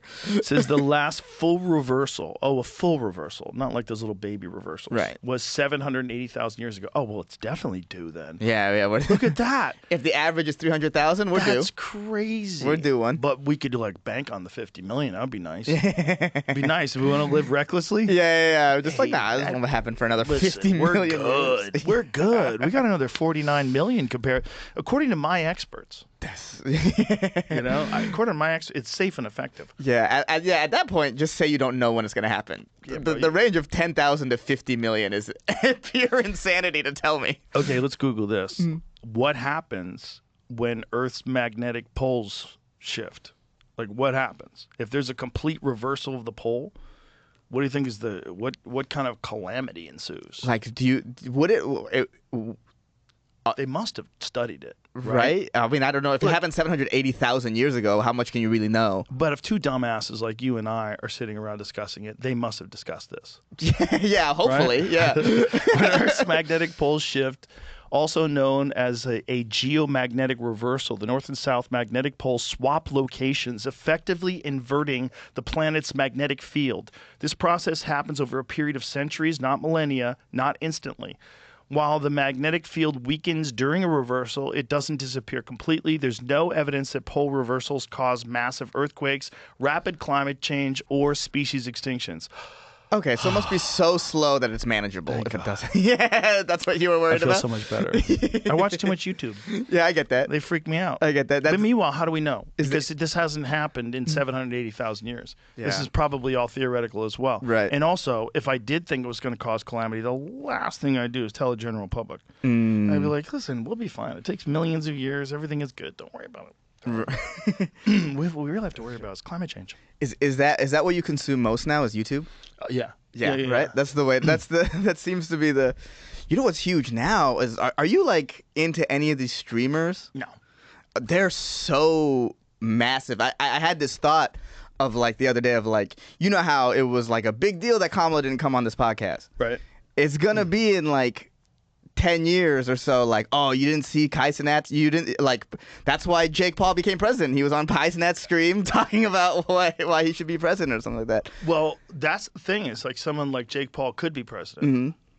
If Donald Trump could be president, Jake Paul. yeah. I'm not saying that Donald Trump isn't a big-time businessman and capable. It's not an insult. I'm saying we know now that super popular people can be president. Now, let's imagine Jake Paul is young and wild, and he's a professional boxer right now. But will he be in 20 years? No. He'll be retired, and, maybe he'll have some good ideas, and that we might have President Jake Paul. And I'm not bullshitting. Yeah, I know. I think that's a definite possibility. Oh, we are. Look, we're so close But, to yeah. Idiocracy. We're so close to that movie. I do. We could have a pro wrestling president. We're kind of already there. The Rock could be president. Easily. 1,000%. Easily. And they contacted him. They tried to get him to run. Yeah, that makes sense. Make it a show. It's all a show. Bro, It's all a show. The President Rock. President Brock Lesnar. Bro, he would win like that. Yeah. In a fucking heartbeat. He would win like that. You imagine? Yeah. Oh, we're there.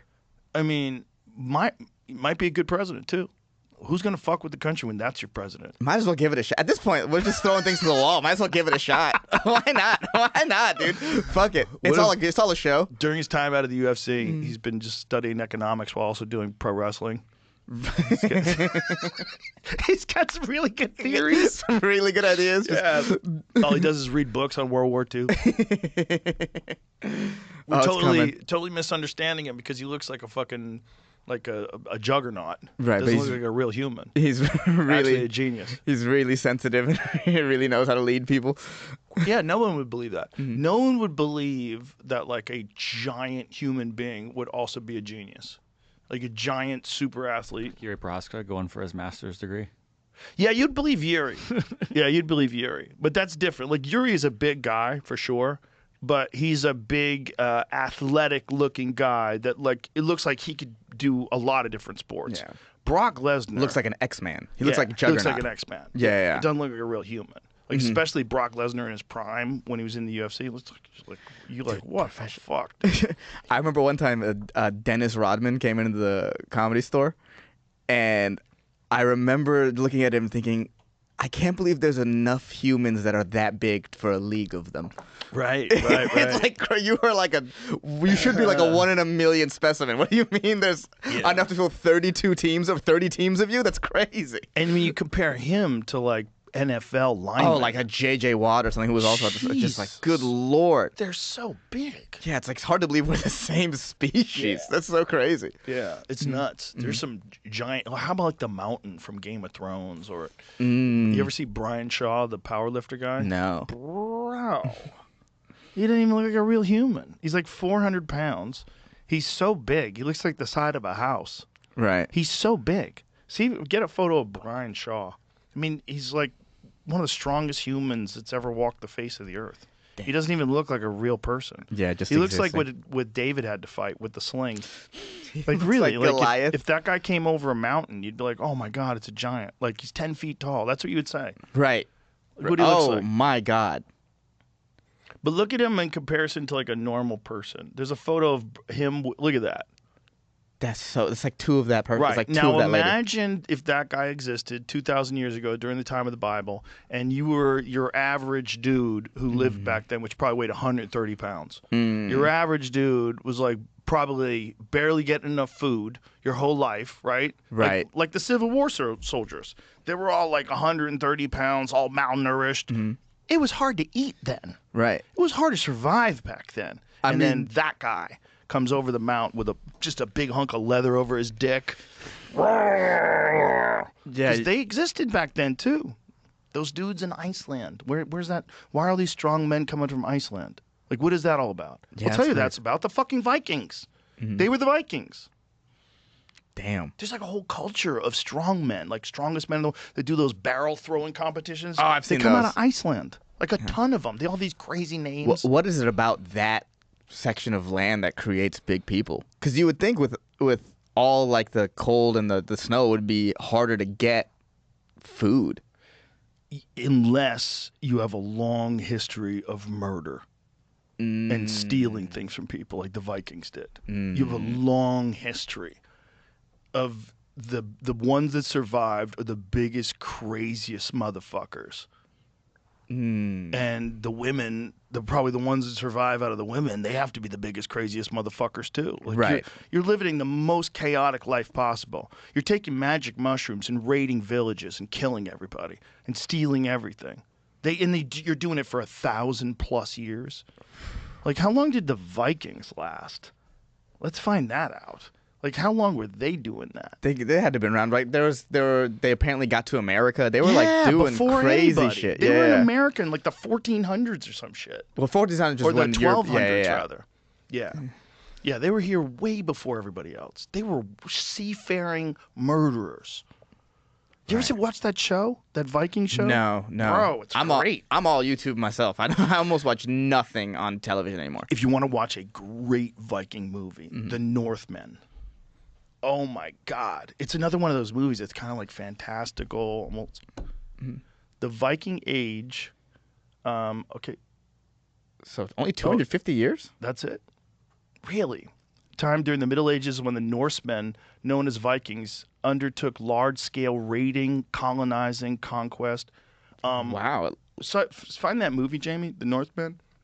That lasted shorter than America's been a country, right? I know. Well, it's not sustainable. Yeah. Yeah. That's a good point. That movie's fucking good, dude. That movie's fucking good. According to Google, it got 2.6. Google doesn't like it. Really? Yeah. No. Yeah. What? Is that real? Yeah, 2.6. A lot Rotten of one stars. Hold on. Rotten Tomatoes is 90%. Google, what did someone like bomb it? Can we look up what How's it 2.6? Can we look up Rotten Tomatoes, what the audience score is? Because Rotten Tomatoes, like, the critics can buy the scores, or like the studios can buy the scores a little bit. Well, critics says 60. No, no. People Popcorn, said 64. 60. Oh, wild. Oh, I loved it. Because I must be a critic. I fucking loved it. It's fun, but it's like just hyper brutal. That show was hyper brutal too. The Viking show, the TV series. That was a great TV series, but this movie's rough, dude. Yeah.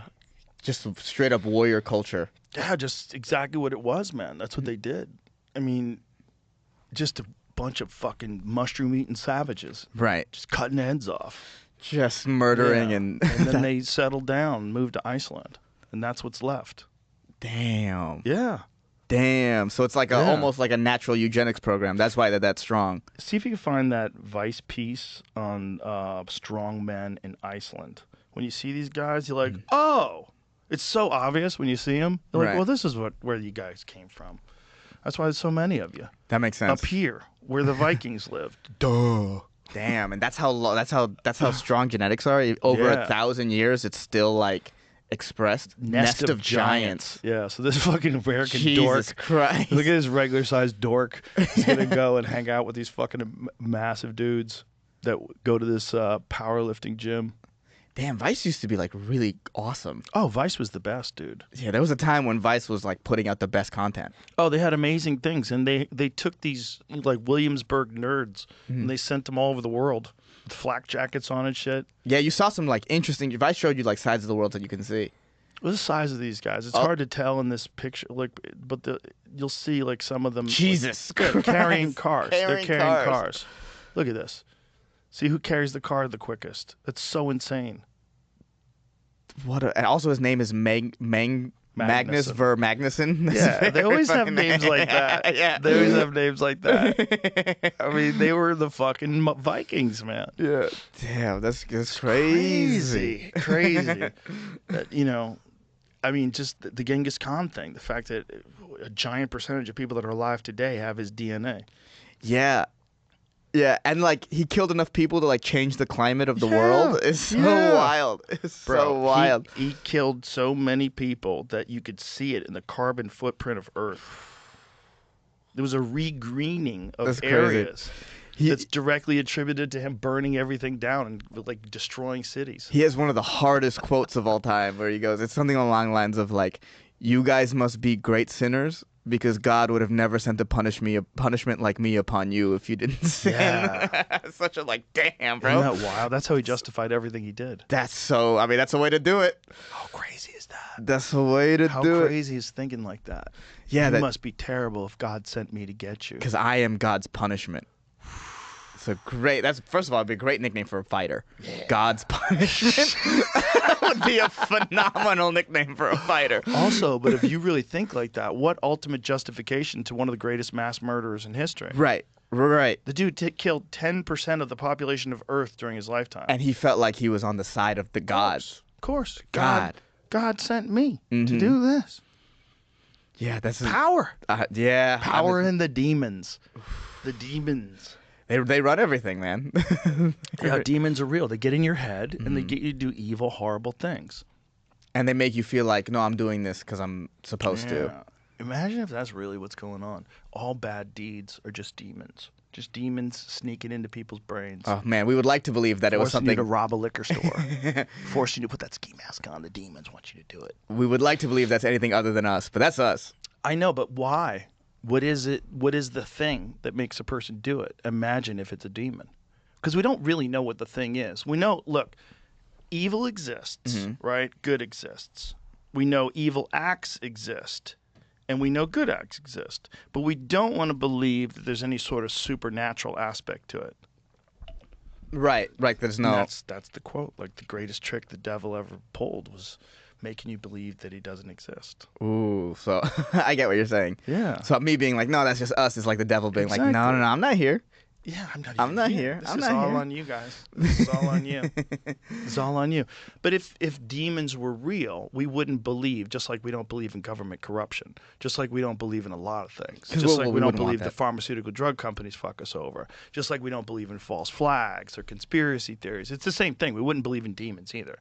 Like, oh, come on. The same people who don't believe in conspiracies also don't believe in demons. Well, conspiracies are real as fuck. Okay, so that's such a funny way. If you don't believe in them, then I don't trust your worldview.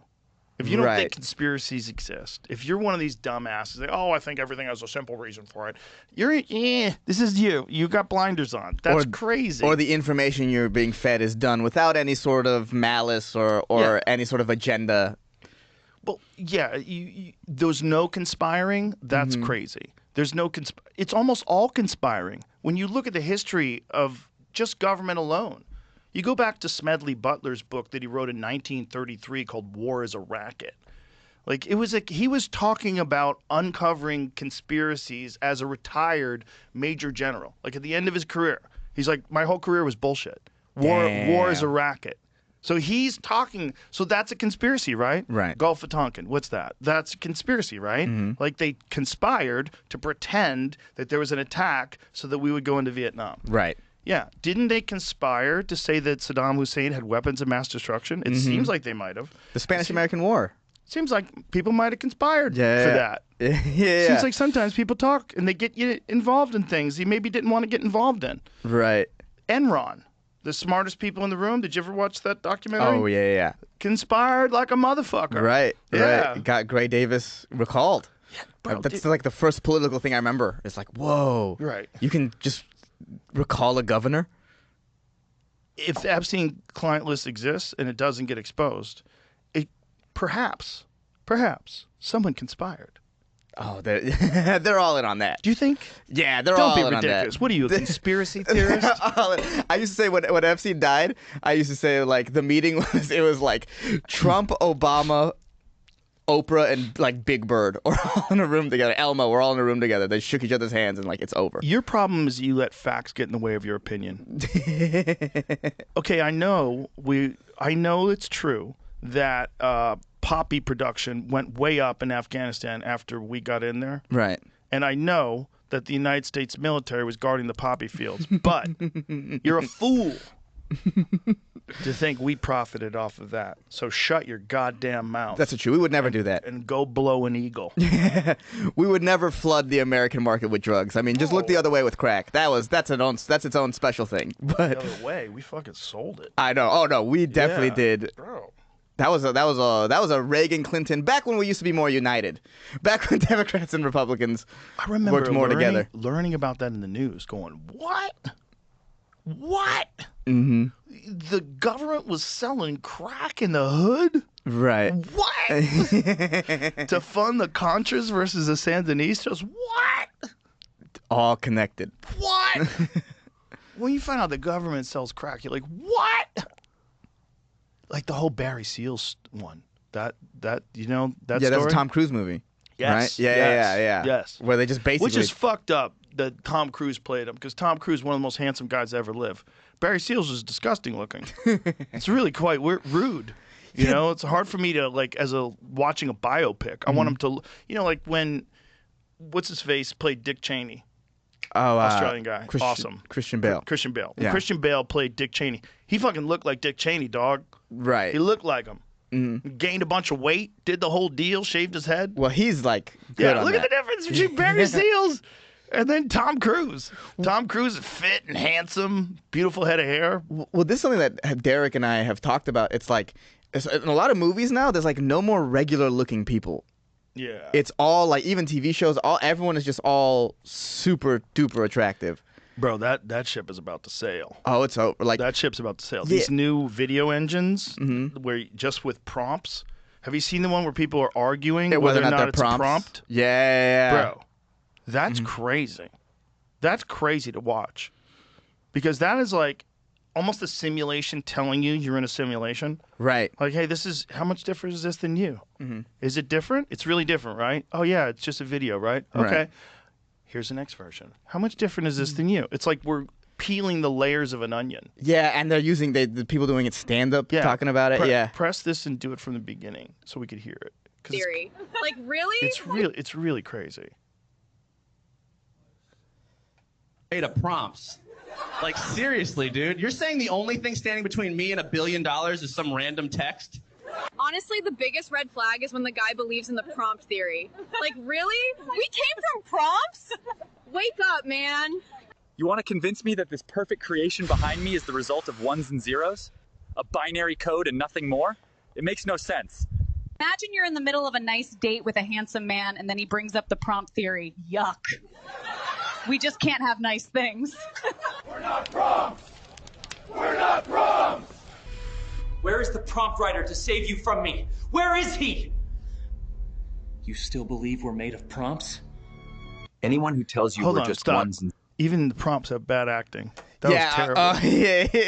That was terrible. Yeah, you know, they're new to acting. Give it some time. They gotta really develop their own Marlon Brando. For real. It's coming. But we get it. But yeah, pretty crazy.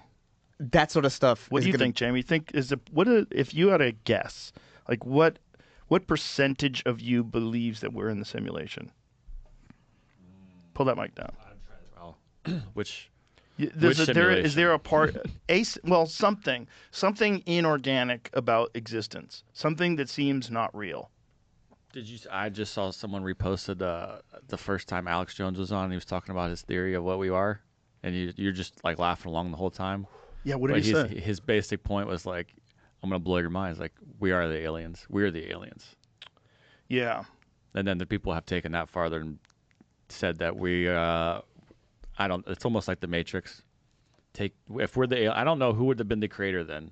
That's the kind of part that's left out of this. Is it one of those 9? It's AI all the way down. It's just a types of aliens created us, and I don't know for what reason. We're just in a recursive program that's like meant to create more programs. Well, if you think about what we're doing right now, currently, what we just talked about with these AIs talking to each other in Sanskrit. If that is the baby God, that's a baby God. Right. So we're watching baby God in the cradle, right? We're watching Jesus in the manger or whatever. It's about to pop out.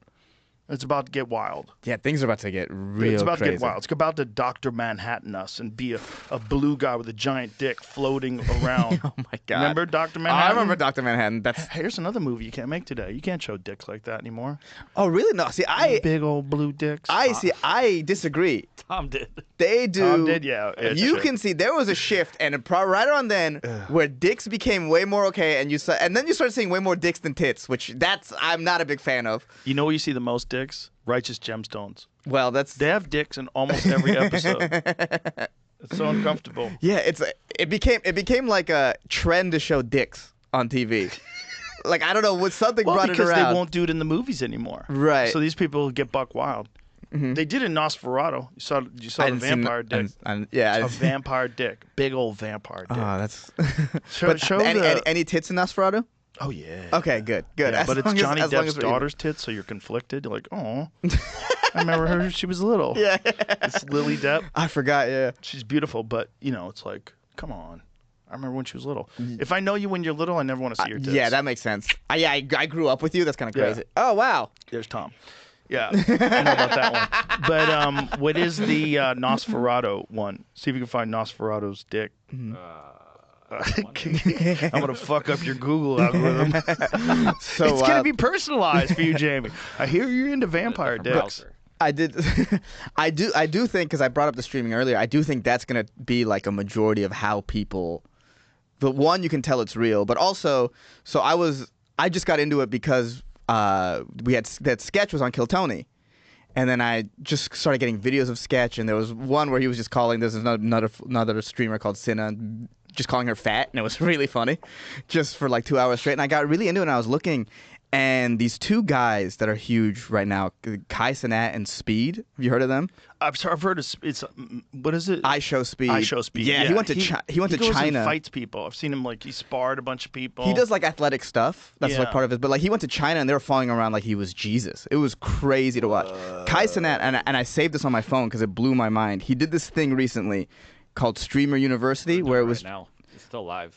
Oh, it's still live? Yeah, it's like an active thing. Oh, I thought it was only 3 days. But so for 3 days, I saved it on my phone because I showed it to Deric, and it was mind blowing how much. So in 3 days, he had 23 million hours watched, 2,700 years of content streamed on Twitch in the span of a weekend.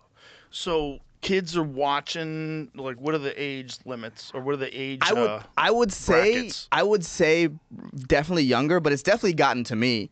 Where like now I'll watch, like there's certain streamers, there's this one streamer named Disguised Toast, he's really good at puzzles, and he's good at like explaining the puzzle while he does it. Oh. And I'll watch, he like goes around to escape rooms and like he'll like solve puzzles. Yeah, it's really fantastic.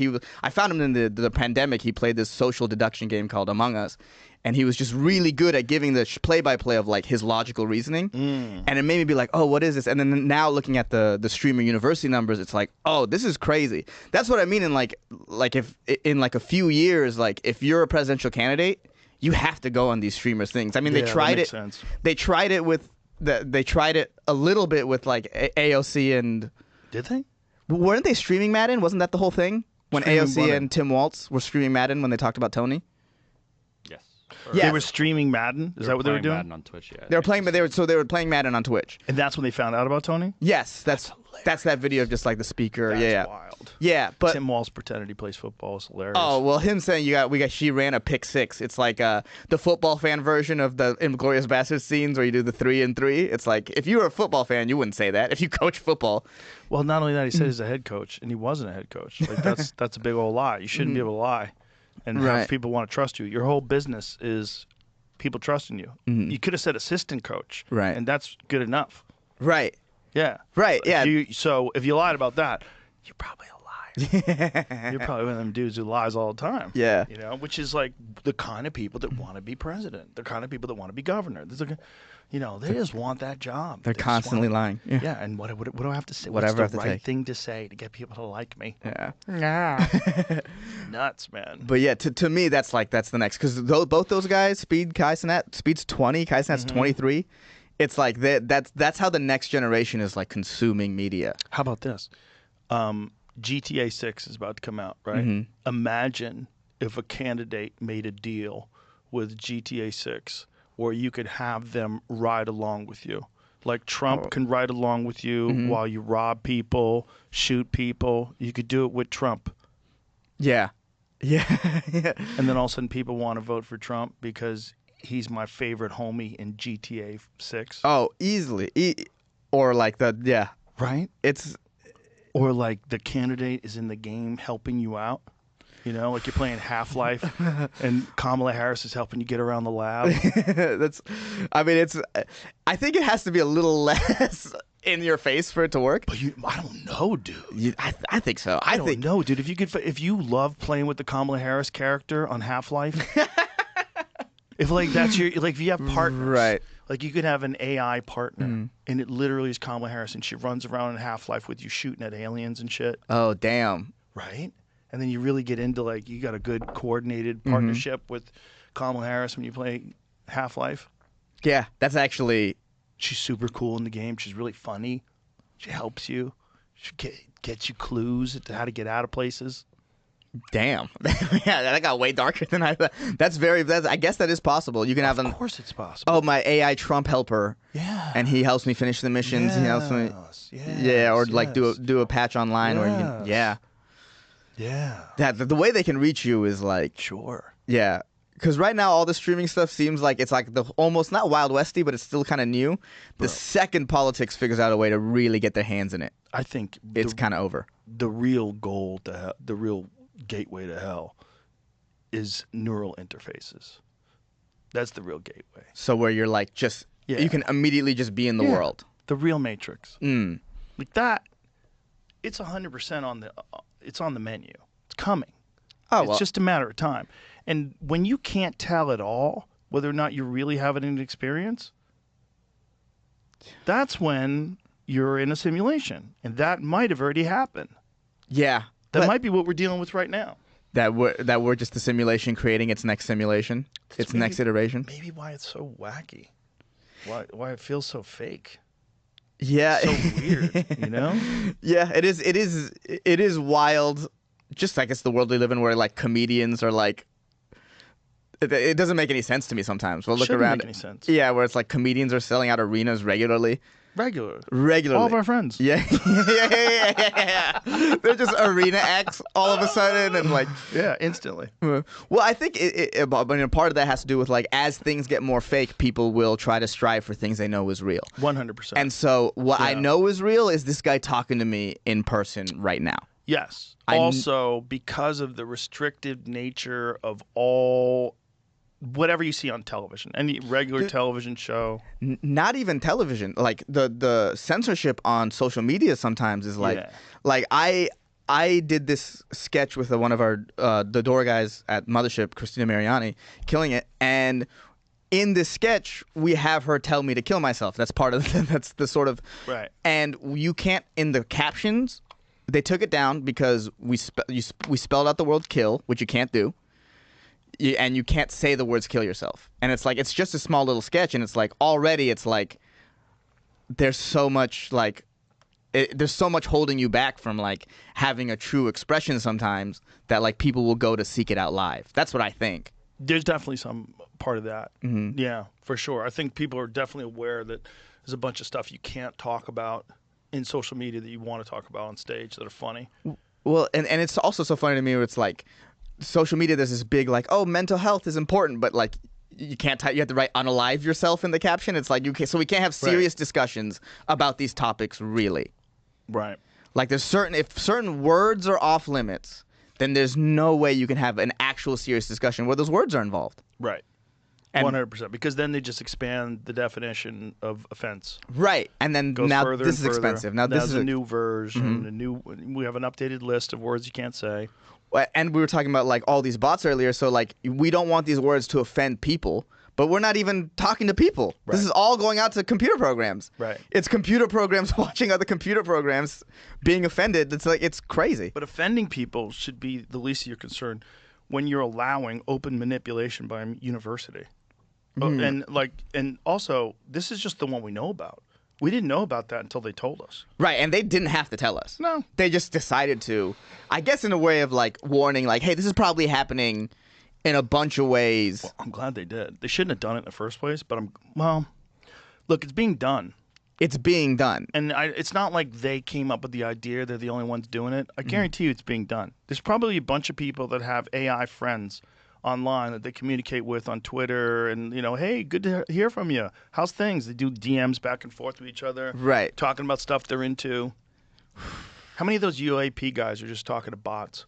All those dudes are in the UAP group. Like, there's a bunch of people all like, disclosure's imminent. And they're all like fucking DMing each other. Probably DMing bots. Right, and they're just getting fed what they want to hear. Just getting fed bullshit AI videos and all kinds of like weird disclosure stuff. Half of it's fake.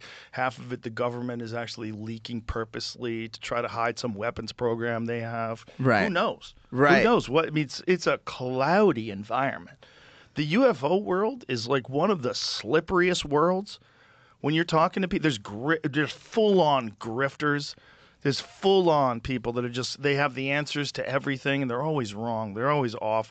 And then they have like some good data that they pull from disclosure and from all these different people that have talked about different things. But then they claim to be like the experts in it. There's like a lot of weird people in that world. Well, yeah, it's easy to do that in that world too, where like a lot of it is like, does this even exist? Yep. So you can just be like, well, I have proof. Yeah. If you don't have good ethics, if you're not like a legitimate journalist. But what's interesting is when legitimate journalists get interested, like Schellenberger, when Michael Schellenberger reports on UAPs. I like how he does it, because he does it the same way he reports on like corruption in government and waste and fraud. Like he's just no speculation, no hyperbole, no exaggeration, no condemnation of like virtue signaling. It's just like, this is what's going on. This is what we know. These programs exist, and this is what we know they've been trying to hide, and these are the people that have come forward, and this is why we think they're telling the truth. You're like, yo. Damn. Yeah. It is wild that they told us that aliens exist, and we just sort of didn't care. Yeah, we're like, whatever. Yeah. Well, we got to see it now. We got to see more. Yeah. Show us what you got. It's like it's you know what it's like? It's like that guy that was telling us that he knows that Israel had a warning. That's exactly what I was going to say. Don't tell me unless you can tell me. Show me. Don't fucking tell me unless you can tell me. Oh, we have crafts of non-human origin? What? What are you talking? Well, show me, bitch. Yeah, why can't they show us a picture of that? They, unless the one picture is Epstein sitting in the thing. That's why it's all Epstein and Puffy making out in space. Have you seen those ones of the two of them making out in jail? No, that's so funny. They made AI of the two of them kissing and making out in jail. Did they know each other? Oh, who knows? It's a good question. Was there a connection there? Because there's this whole like Mossad Epstein connection. Is there like a Mossad? That's a good question. Diddy connection? Like, did they Diddy know each ever other on the island? Right? Was Diddy ever on the island? If you're gonna have a fly party, that's a dude to invite. Right. Back in the day. Exactly. Before everybody knew. I can't imagine their circles were completely separate. That's a good point. Yeah. We know that he was hobnobbing with politicians. You know that Diddy was hobnobbing with Biden, or excuse me, with Obama. Right? There's video of the two of them together talking. Right. Remember? But there's a video with like, I feel like every president from Clinton on has a picture with has like a lot of pictures with Epstein or a lot of pictures with Diddy. Right. But then the thing is, it's like, did they know? Or was it just, there's a lot of photographs of famous people with these people. Right. Because that's like a way to get an endorsement. Right. Like, look, The Rock likes me. Right. I must be awesome. And a lot of what I heard how the Epstein thing worked is like, oh, you'd be at a party, and then all of a sudden some of the shady shit will go down, and you might not have known about it, but you were at the party where it happened later. Oh, of course, right? In that way, people that were more conservative, they could kind of shield them from knowing about it, but implicate them. That's all that matters. It's like, because if you're at a party where someone assaults an underage girl, and that's on video, and now you're at the party, it doesn't matter. You have to explain that. But especially if you're like a scientist and they flew you to the island, there's a bunch of other scientists there, and you're like, oh, we're just gonna. He donates a lot to science, and this is a wonderful opportunity to get together with my colleagues and have a few cocktails, and just we're going over string theory. And meanwhile, there's people in the background doing ecstasy, and it gets a little freaky. Maybe you go to bed. Maybe you go to bed. You're like, or maybe someone knocks on your door in the middle of the night. We have someone who will massage you. Yeah, maybe they fucking drug your drink. Yeah, no questions asked. Who knows? You're over there for a few days. Yeah, you're not thinking they're not going to bring a 16-year-old in here. Right? Why would you think that? Why would you possibly think that? It's like, if you were a guy who makes like whatever a professor makes, like a normal salary, a good salary, but normal, and you hear about billionaires that own islands as a financial genius, and he really supports science. Sounds like a great thing. Yeah. If you don't know any better. Yeah, and like he wants to fly you out privately to an island to meet a billionaire. You're like, whoa, I've never done that. Private? Amazing. This is going to be incredible. But once that guy gets arrested for getting jerked off by kids, you're like, hey. Oh, no. And then you still hang out with him. Right. Which a lot of them did. Right. That's where it gets weird. Like, did you hang out with him because he made you? Because he said, hey, you're not going nowhere. You know what I'm saying? Like you would, if you're intelligent, you'd probably distance yourself from him at that point in time. Right. You'd be like, well, I have to separate. If you got a clean slate, you're like, well, I can't have anything to do with him publicly. I am the CEO of Microsoft. Damn. Yeah. But yet you're still hanging out with him? Right. Because now he has it over you. Yeah. The Bill Gates one was great because he was like, he was donating to global health. Do you need money? Do you need money? What about your money? Like, you have so much money. You have hundreds of billions of dollars. You need this guy who's got $1 billion to help? Right. Huh. Why don't you take one of them $1 billions that you have and throw it in there, if you really care? And seems weird. All of it seems weird. Yeah, it's all like, but it's all like these sort of like sex scandal rings of just. I think that's like a function of high politics. Bro, it's a function of a bunch of people getting together and getting drunk. Yeah. A bunch of freaks. And then they're doing coke and they're on an island. Let's go. And you think, you're partying on a yacht somewhere, but meanwhile you're just in a real live reality show that only a few people get to watch. Right. But wasn't there like even pre-Epstein, wasn't there like that Franklin scandal? 100%. Yeah, where it's like I think that's just a function of like it's a way to 100%. Control.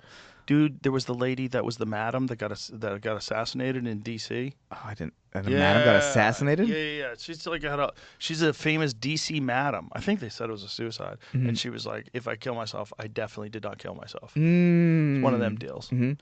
Oh yeah. Conveniently died. Yeah, didn't one of the Epstein witnesses just kill herself? Oh yes. Yeah. Yeah. Oopsies. Things happen. Yeah. Do you know where they recruited her? Where? She got recruited at Mar-a-Lago. She was a locker room attendant at Mar-a-Lago when she got recruited. I'm pretty sure. Can we look that up? I think Virginia Guffrey. I do want to say that's a crazy thing to say. Where like I think I'm right about that. Yeah, be careful about that one. Yeah. All of it is so spooky, dude, because you know that's not the only one. There's probably ones going on right now in China. There's one going on in Russia. It's just a thing that's happening all over the world. When you have like a China or Russia where it's like basically an emperor, they can just run it. Yeah. That's a whole different thing. Right. They don't need to blackmail people. Yeah, they don't need some American financier. Yeah, at Mar-a-Lago. Damn, she was a spa attendant. Donald Trump's private Mar-a-Lago club. Ghislaine Maxwell. It's like, how can you not believe in conspiracies? Yeah. It's crazy. Macron's married to a man. A man who bitch slapped him in a private jet. Oh my God! Really, dude, his whole life he's been abused by that guy. Face palm in his face. I want to know. I mean, take a fucking test. It's not hard. If I was her, I would say, listen, you motherfuckers. Okay, let's take a chromosome test. I am not a man. I'm just a pedophile. Yeah. What accusation thing hurts her the most? The man or the pedophile? Well, the pedophile's not an accusation. That just, you are that. That is fact. That is exactly who you are. But what was the law back then? Because some place it had some wacky ass fucking. I think that's probably why they say 16. Because I think in Europe 16 is like. They say 15. Oh, really? Yeah. Because when I read this online, it said 16. Kurt Metzger says 14. Because Metzger says 14. They're moving it. They're moving them goalposts as we speak. Yeah. But I think it's like probably like 16 in that area. But either way, if you're a kid's teacher and you're sitting like that's crazy. That's crazy. That's crazy. He got to a prime minister with that level of just mindfuckery that's happening to him. Imagine if the roles were reversed and the president was a female. And then the husband was a teacher when the president was 15, when she was 15 and he was 40. Imagine. Crazy. Imagine that was in the United States. Imagine if it turned out that there's a female that's running for president, and then we start going into the history and find out that she met her husband, who's 80, when she was 15. Yeah. And you'd be like, fucking yo.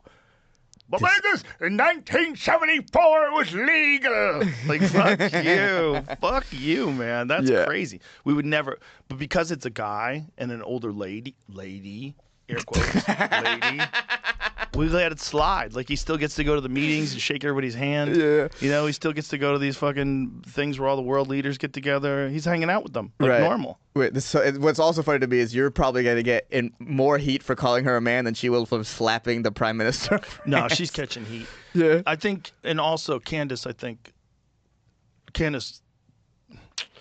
If she's right, and it seems like they're not suing her, so I think she might be right. And they did offer her money. How much money did they offer her? Find out that. How much money did they offer Candace Owens to not tell these stories? Damn. They offered her. They were like, here. I believe she's made some sort of an accusation that they offered her a sizable amount of money to not do this. Jesus. Yeah. Which is the last person you want to tell anybody that you offered them money to not talk about something, because she ain't taking that money. Right, yeah. She sees the long game. She's already willing one of to. those stories that comes from a meme and then it's not true. Oh, damn it. Mm. France offered to pay Candace Owens a one-time payment of $4 million plus $50K per month for the rest of her life. What's and that's just a meme? Yeah. It was. Okay. What's the site? Come from her. Neither Owens nor French President Emmanuel Macron have referenced the claim on their respective websites or verified social media accounts, and there is no other evidence to support the claim. Can we see what the name of the account is? Yeah, there's Legitimate nothing. Targets. Legitimate targets. Yeah, there's nothing I trust less than a thing called Legitimate Targets with a blue check mark. There's That's no why way. we had to look that one up. Yeah, because you don't know. Yeah. Well, it does. But again, this is like more that like probably bot-like behavior. Oh, for bot-like sure. targeting, disinformation campaigns. Mhm. You know, throwing fuel on the fire. Of just getting you to believe, like, oh wow, okay, Or they just, paid money.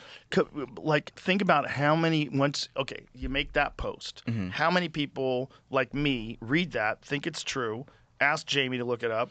It starts spreading. People start following your account. How many new people do you get for your? How much engagement do you get?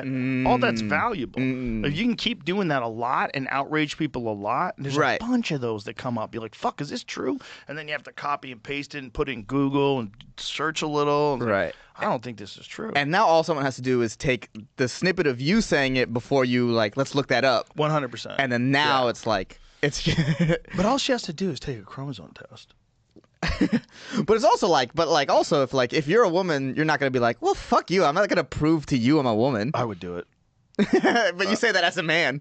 That's true. You say that as like I could totally do it if I was a woman and they were accusing me of being a man. I'd also kind of probably be like a large part of me be like, fuck you. I don't gotta prove anything to you. You ever see her sit down? You ever see her sit down? I haven't seen her sit down. She sits down like a dude. Ooh. Yeah. You know how dudes sit down? Legs spread, Mm-hmm. just plop down, all dick out. A lot of V. weight. Because of the shape of our hips. Right. That's like when people talk about man spreading, yes, guys definitely do that. But women's legs go inward. Men's hips, the way the angle is different. Right. They go outward. Like, watch this person sit down. There's a video. Right? See that video? With the white shirt on, the second one? Yeah. Let's see. Watch this. This is it. I've never seen a woman sit down like this. Go full screen.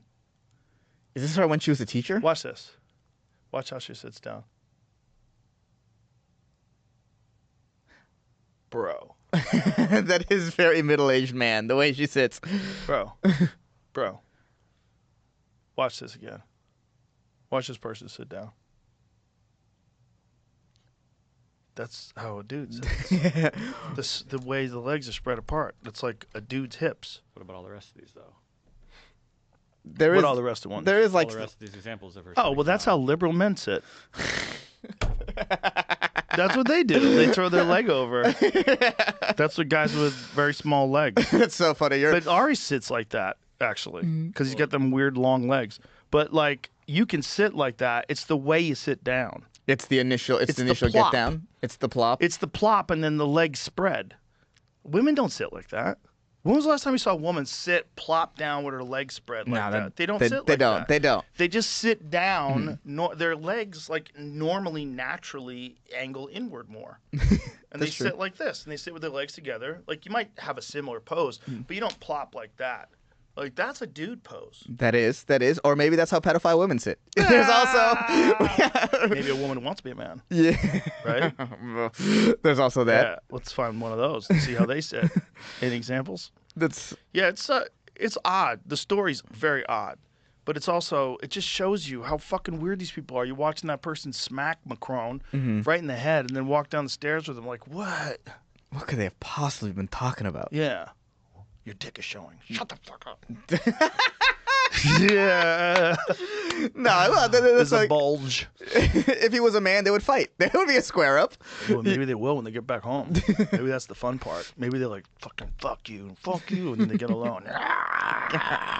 Get after it. God damn. Yeah. That's so. That is just wild. That is just. Oh, that whole relationship is really wild. That has to be one of the more wild politician relationships. Wild out there. If that was the lead of a sitcom, you'd be like, what the fuck? Mm-hmm. That's why. What is going on? But the fact that it's the president of France. What? Yeah, getting slapped. There's no way you don't go. Well, he's not going. He can't win re-election anymore. But if that would have hurt his campaign so hard. Bro, he's fixing to bomb somebody to cover this up. He's gonna.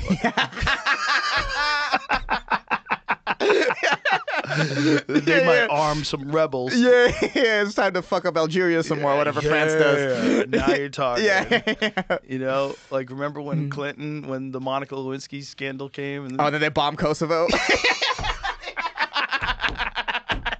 What the fuck, man?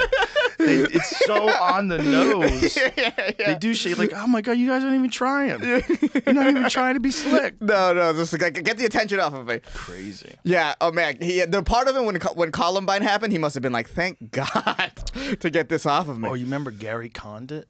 Yeah. Well, he murdered that lady, right? Allegedly. Okay. Then 9/11 happened. And he forgot about it. Yeah. Everybody's like, listen. We got bigger fish to fry. Safe. I wonder how accurate House of Cards is. I wonder how accurate it. I mean, outside of him physically killing the people, which he does sometimes, I would probably say it's like probably super accurate. Probably pretty accurate. Yeah. It's a lot of dealings, a lot of like. Such a good show. Yeah, it's so unfortunate. What happened? Life imitates art. Spacey is always a great villain. He's always been a great villain. The best. He might be the best movie villain. Oh, he was so good in that one though too, because he was so charming and layered. But it was also similar to like Tony Soprano. Like you wanted him to succeed. Yeah, you want to be like, oh, can he get to president? Yeah. Does he have what it takes to like? We were hoping he wins, right? Mm-hmm. Like when you're watching the show, you're like, God, I hope he's president. Right? Yeah, exactly. You were like, I was watching it to be like, oh, how does he do it? Right. How does he do it? Because he's kind of in the beginning, he's like kind of sidelined, and it's like, oh, how does he get back in?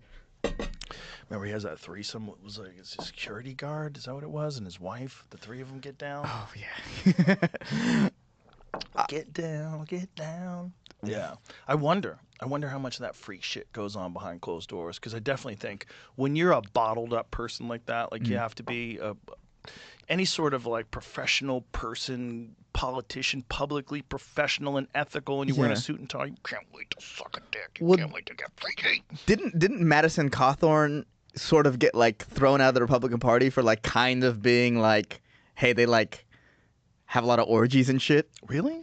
I'm pretty sure because what year was this? This was when does Cawthorn get like 2016? This is like pretty quickly because he was a rising star.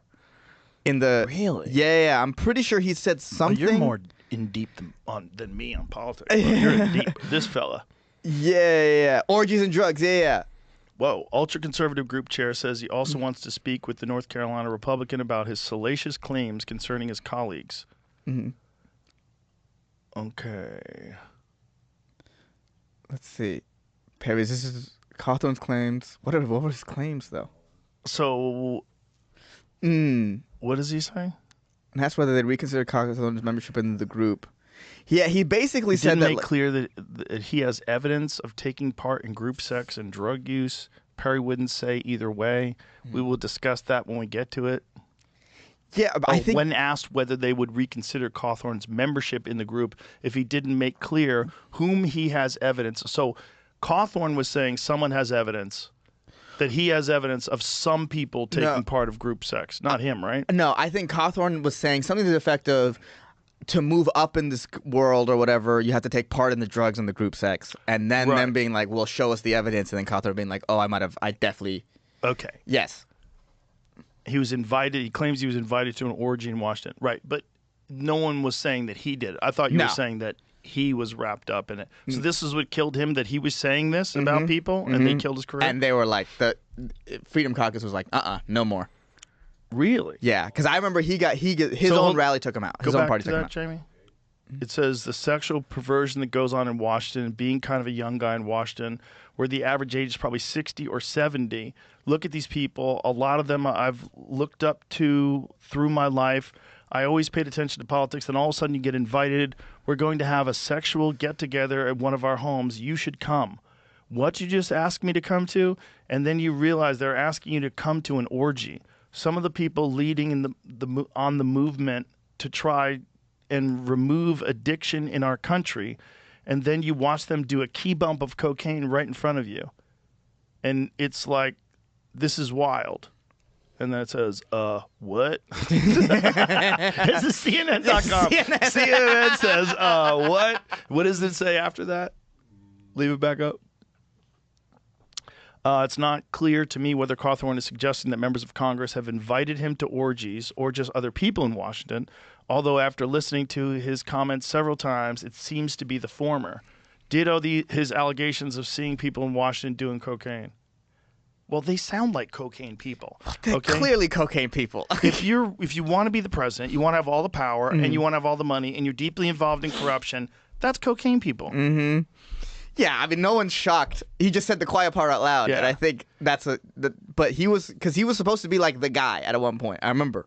Yeah. He was like supposed to be the guy. Have your husband ever made any investments based on decisions? That's terrible.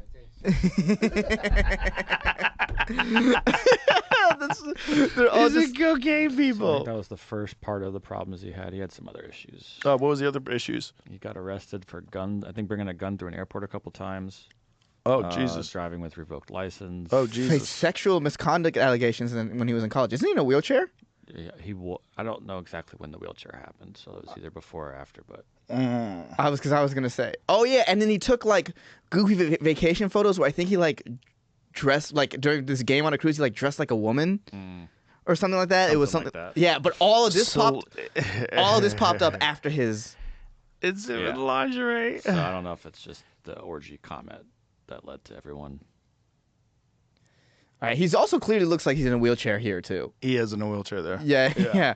He's probably having a good time with the ladies. Yeah, it's like getting a little crazy. Yeah, but all that came up after he made those comments, and it was very clear at the time, like, oh, they're like saying we're done with this guy. We're gonna throw him to the wolves. Yeah, and they probably, if you want to be that guy, they have to have some stuff on you. Otherwise, how can they count on you to play this game? Right. And they were like, oh, you think we don't have anything on you? We'll just show you dressing like a woman. Your constituents will dry up like that. You sound like a conspiracy theorist. It's so silly. But boy, they did such a good job in the 60s after the Kennedy assassination of putting that word out there for fools and foolish people. They did such a great job. They really did. Also, they had a higher control of the media at the time, right? So you can, if there's only 3 places where you can get your news, you can be like, well, anyone's outside of it is kind of crazy. Now you can get your news from anyone and be like, oh, okay, there's something to this. Yeah. There's something to this. Do you remember those commercials that happened during, right after 9/11? There was these anti-drug commercials where a guy was saying that if you smoke pot, you're supporting terrorism. He's like, why do you say that? Well, it's a fact. He just says it like he's eating a salad, like a no-nonsense guy at a steakhouse eating a salad because it's a fact. Like this condescending way, like, and you imagine yourself being confronted by such an accusation, like, oh my God, if I smoke pot, I'm supporting terrorism. Right. You ever see that video? No. It was a public service announcement video. It was like one of those things it was a propaganda video that they put on television. So while you're watching a television show, this was like right after like the height of everybody freaking out about terrorism. So they use this as an anti-marijuana. Drug money funds terrorism and terrorists. Like, scroll back so you can that's from the beginning. It's a ploy. What? This drug money funds terror. It's a ploy. Ploy. A manipulation. Ploy. Drug money funds terror. I mean, why should I believe that? Because it's a fact. A fact. F-A-C-T, fact. So you're saying that I should believe it because it's true. That's your argument. It is true. Solid argument. I know, dude. Also, what kind of dumbass is that guy to be like, oh, maybe he's right after you said that nothing? Guy sounds like your average bro. Right. It's like at a bar, you know, this is what I heard. I heard the government's hiding the aliens. You know, like, I mean, that's like the average guy. Right. And then he's a guy with glasses who's eating his salads, not tolerating your bullshit because it's a fact, F-A-C-T fact. Right. Oh, well, as long as you have all the data that you could show me. Oh, no data? No. You got no data? Just accept it. Well, he's kind of right. Because if you do buy heroin, you are supporting the Taliban because we were guarding their poppy fields. Yeah. LOL. I think when we talked about this earlier, I think the Taliban as like a way to get out of it, like burned all their poppy fields. I think that Did they? Yeah, I think that's why they're trying to get more tourists to come. And these like, there's a bunch of like bro travel like TikToks that are like, yeah, me and the bros are going to Afghanistan, and they're like chilling with the Taliban. It's like these white guys from Britain. Boy, you got to be a bold person to take that. That's an early adopter. But you know, but also if you're from England, you're kind of already getting used to being around Muslim extremists. So I think it's more of a lateral move. Bro. I wish that something, at least like, I could be looking this. I could be wrong about this, but like, I wish that was something that was a little more vocal and like sort of. And I'm not like a very big Muslim guy. I'm not like really that practicing or that religious. But these sort of like the brand of Islam that's coming to Europe right now is like really scary for me. Like I don't want that. Like that's not. There's a lot of like Western Muslims that like probably wouldn't vibe with what's going on over there. And it's just this very interesting thing of like, how do we curb that in our community of being like, hey, we shouldn't accept this. Like we shouldn't. I remember when the Charlie Hebdo attacks happened, a lot of people would be like, damn, that's what happens when you draw Muhammad or whatever. It's like that shouldn't be our reaction to this. Right. It should be like live and let live. It's like that's what I admire about the Christians here is that you can make fun of Jesus, no one's gonna kill you. Right. Like that there's sort of like this sort of westernization that kind of needs to happen that it doesn't look like it's happening over there in a way that's kind of happening here. Look what's going on in Toronto, where Ontario made it legal to have polygamy. Right. Yeah. That's why. Right. It's like dudes want multiple wives. Come on, it's in the Quran. You know, it is, but it is. Yeah. You could have multiple. You got to treat them all equally, which is what they totally do. It's a great way to keep people recruited. You know. Yeah. I mean, you know, imagine if the Christians said, "Listen, we're open to new ideas." I think maybe the Mormons had a point. Because the Mormons, that's how they got it. Right. Right. Right. The whole reason why they went to Mexico was because the United States said no to polygamy. Right. You know, that's the whole thing about what's his face from Massachusetts. Mitt Romney. That's right, Mitt Romney. Mitt Romney's dad was actually born in Mexico. Really? Yeah. Their family came from. There's these giant colonies of Mormons that live in Mexico and duke it out with the cartels. Never seen that? No. Dude, there was a shootout. Mormons versus the cartels? Yes. Great man. movie title. There was a big problem a few years back because a few people, I think a woman and a child and a couple other people got murdered by the cartels. And it became like a giant issue. So they set these compounds up in like the 1800s whenever the Mormons were not allowed to be polygamous here in America. So they just said, well, who cares back then? There was no cars. Mexico is just as good as living in America. Right. Just we'll go over there. Right. But then, you know, America fucking blossomed. Mexico kind of stayed, you know. And now you're like, hey, you got a cartel problem now. Like, so they're armed. Damn, are they still there? Yes. Damn. Yeah, I think there's two large groups of Mormons that live in like these fenced off communities. It's like really kind of sketchy. Yeah, it's kind of They have crazy. compounds. Yeah. Well, the Mormons, I think because they're young too. So they have to weigh safety, extra pussy. The extra pussy is worth a lot. I'll say this. I remember the first time I went to Salt Lake City in 2019, and we were walking around, and we were near the Mormon temple, and the most beautiful women came up to us and be like, oh, why don't you go? And I was like, that's how they get you, dude. Dude, Salt Lake City is like, it's just 10s marrying 2s. And then like, that's how you get Mormon. That's how you get the Mormon guys. True. Oh, dude, I was willing to, the split second, I was like, oh, I'm willing to give up a lot right now. I remember this beautiful woman from Colombia. Like they went and they got converted on a mission trip, and now they're here. And like, look at this exotic women that's available to you if you're a Mormon. And you can marry one like tomorrow. Wow. You can marry one because they all get married young and quick because the whole point is to have babies. So I've always told people Mormons know how to recruit. They can get you. They throw the pussy your way. They're also the nicest people. Like you very rarely meet a mean Mormon. Well, it's like, the Book of Mormon comes out, and what do? Do they get mad? Do they fucking kill people? No, they stand outside and hand people pamphlets about Mormonism. This whole play talking about how Mormonism is totally bullshit. They're like, we might be able to get somebody. Yeah, they actually took out a full-page ad in the playbook. Right, exactly. Yeah. Exactly. That's a great way to deal with criticism of your religion. I think from my perspective on Islam, it needs to handle that better. It doesn't handle that well at all. I mean, I think Salman Rushdie was stabbed by a guy who was born and raised in New Jersey. That's crazy. Yeah. That's crazy. He should be safe here. Right. Yeah. And also, I'm mad at the fatwa because it made me read that terrible book. Was it a bad book? It wasn't that good. I would have not have read it if there wasn't anything around it. Probably sold a lot more copies because of that. Probably made that dude rich as fuck. Oh, right? yeah. Crazy. It's like one of those. It's like I get it if you like artsy, it's like a novel for writers almost. That's how I felt reading it. Oh, interesting. Yeah. It's like I didn't like it, but I only read it because of everything around it. Did you see American Primeval? No. It's great, but it talks about Brigham Young and the Mormons establishing themselves in Utah. And gangster shit, like murders. Oh, yeah. Like you don't realize like what a gangster Brigham Young was. You're like, holy shit, is this all accurate? And it's accurate. Peter Berg made it. It's really good. Yeah, I mean, imagine a wild show, dude. Imagine leading a people against the American government and setting up your own place. You have to be a bad motherfucker to do that. And then the wildest ones went to Mexico. Yeah. Like, fuck it. We're gonna flee the whole country. Yeah. The Mormons really, really they fought to survive. But it's what we were talking about earlier. It's like human beings have a bunch of different ways where they can adapt to whatever the group is doing. There's a bunch of we're really, really malleable.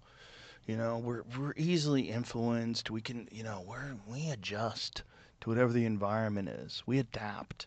And then if you're a Mormon woman, you're like, I guess I'm sharing this motherfucker with 8 other ladies. Right. It's what you do. You're out there washing fucking sheets and shit. You could probably convince yourself you're happy about it. You're probably not like that. You're probably like, and we're doing this for God. This is what God wants. I remember we all get our own planet. We were in a rest stop once. Ari and I were on a road doing stand-up, and we pulled into this place to get gas, and we were walking around this like rest stop, one of them little supermarket things, and these ladies came in. I think they were Mennonites. And Ari was like, what group are you in? What do you guys do? What's this all about? And they did not know how to talk to him. They looked so awkward. Oh yeah, because they're only allowed to talk to the one man in their life. Yeah. I'm pretty sure he was stoned. Yeah, you definitely was stoned. But it was really funny. Ari was like, well, what do you guys do? What's going on here? And they're like, but I was like, wow, these people are living. I mean, we're dealing with 2005 or some shit like that. You're dealing with these people that they're from another time. It's another time period. Like they're dressed like they're literally like pioneers. They look like colonists. Like they have old timey 1800s clothes on. You ever see how Mennonites dress? Oh yeah. Weird. Yeah. They're at a gas station, in front of the fucking Popeye's chicken. And we're like, this is so weird. And there's a group of them out there. It's like some fucking shack, some house, some Where's this compound. I believe I think we were in Massachusetts when this happened, or maybe New Hampshire. Because I know they're out here. Isn't the Mennonite population where the measles is in Texas? How there's this? Really? I think it's the Mennonites. Is that it? Yeah. Yeah, that's the overwhelming majority of the people. Because they run with the measles is rampant in Texas, so they were running with that for a while, and it's basically in this one community, from what I remember. Yeah. Interesting. It's just weird when they can get people to dress up. When you Wild Wild Country, when everybody's wearing the robes. But that's how you know who's bought in, right? Yeah. So it's okay, these are the people that I can control. Yeah, put that rainbow T-shirt on. You're in a group. Yeah. Hang your flag. Yeah. You got to show. Put the pronouns in the bio. Where's your Black Lives Matter sign? It's it's human beings just want to become a part of a group, man. Yeah, you want. It's like finding your community is so huge. And it's I think a big issue is when you find it online.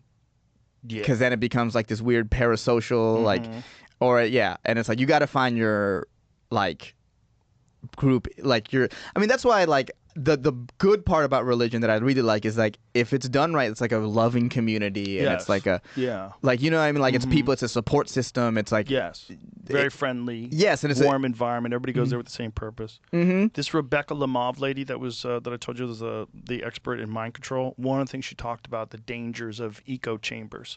You get in these echo chambers online, and you know everybody says the same thing, thinks the same thing, and then all of a sudden you're locked into this way of thinking. Right. It's online, like really dangerous, where people just sort of have everyone sort of reinforcing all these ideas. You never get any outside information. Right. Only exists in this echo chamber. And then that's how you become politics become your personality. Yep. Your whole life. Yeah. And it's such a crazy thing. It's so new because I wasn't aware in 1996, but I will very confidently say people weren't like, you either like Bob Dole or you get the fuck out of my house. No, dude, it was no big deal. Yeah. When I was a kid, when, you know, politics was just on television and in the newspapers, nobody gave a fuck who you supported. They didn't care. Maybe they thought you were an idiot because you're going to vote for that guy. Oh, that guy's a moron. You're crazy. Right. But there was no, like, we couldn't talk at the dinner table. We couldn't, it became everything, every part of your identity to fight against this. We are fighting against fascism by using fascism. Yeah. We're going to stop the election. We're going to remove people from social media. We're going to shut down these voices. And then we'll give you the candidate to vote for. Yes, to preserve democracy. Yeah, but it is like because it's so annoying. Like especially I'm an Austin comic now, and people will be like, "Oh, so you do comedy? So you must be like an alt right wing comic?" Because it's like, no, I just do comedy. Like like there's a lot of stage time in the city, and that's sort of the whole point of the whole exercise is to get up on stage. And bro, how many times do we like duke it out with Ron White in the green room over politics in the most friendly, hilarious way? Right. Tony and I are roasting him. Well, what's funny is that ironically, people online, for whatever reason, Ron White's face is used a lot to come up on conservative memes. Well, because conservatives love him. I know, and it's so funny to me every time. Every time you're like, wow, y'all really think Ron White's this like deep red conservative? It's so funny. Crazy. It's so funny because you get to know him. He's the most liberal amongst us. Yeah, he's the most liberal guy in the green room. He's first, and then Brian Simpson's two. Yeah. But Brian Simpson, it makes sense to me because used a lot of social services. Had like a rough stretch as a child. That's me too. That's like not as bad as him, but the same kind of reasoning. For like social safety nets are important. They keep people fed.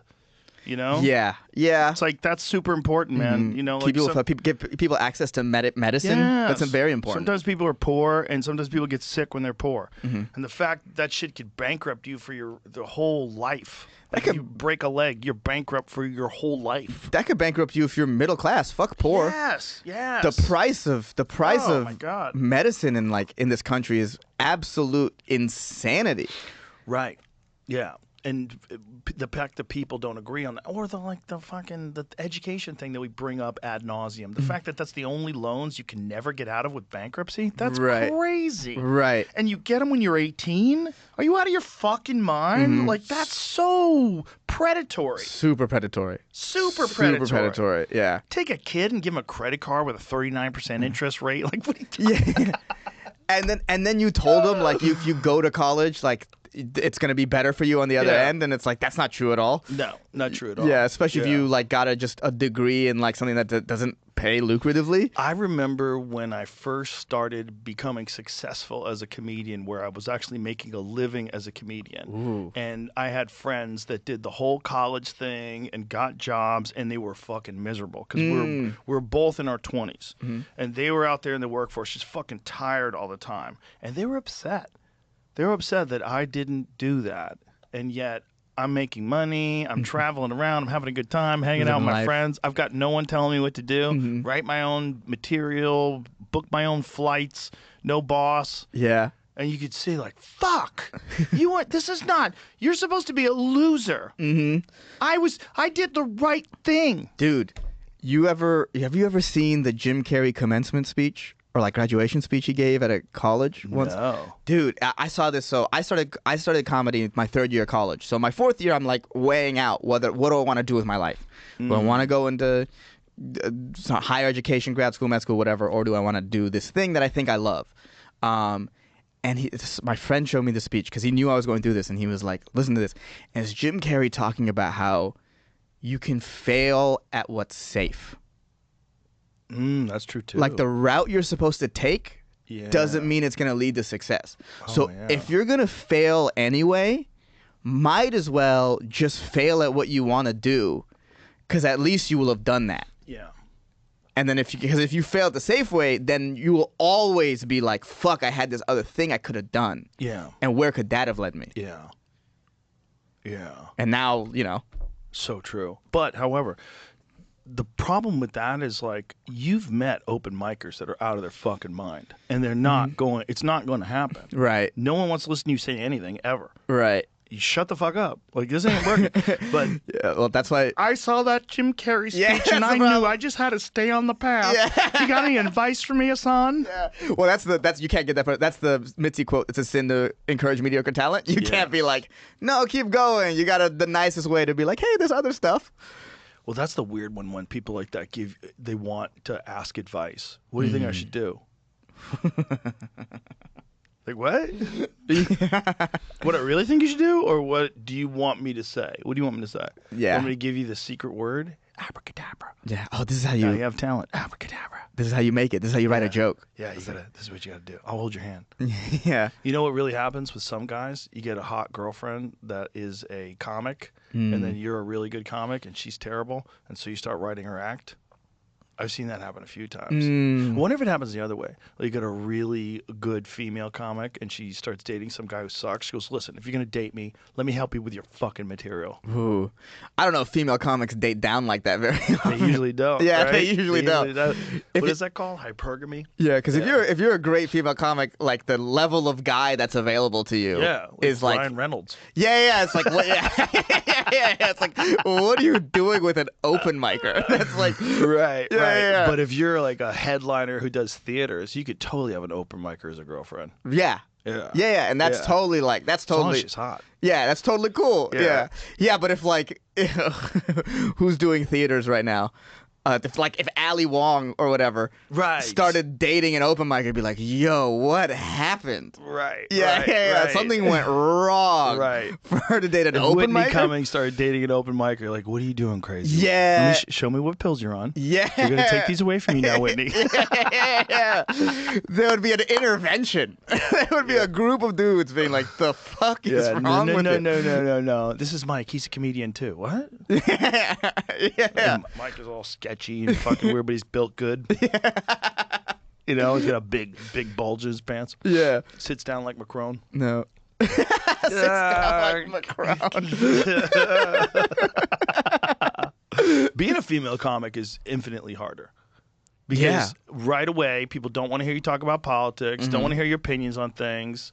And, you know, you've got to, like Christina pulls it off, but like it's hard to be pretty on stage. Right.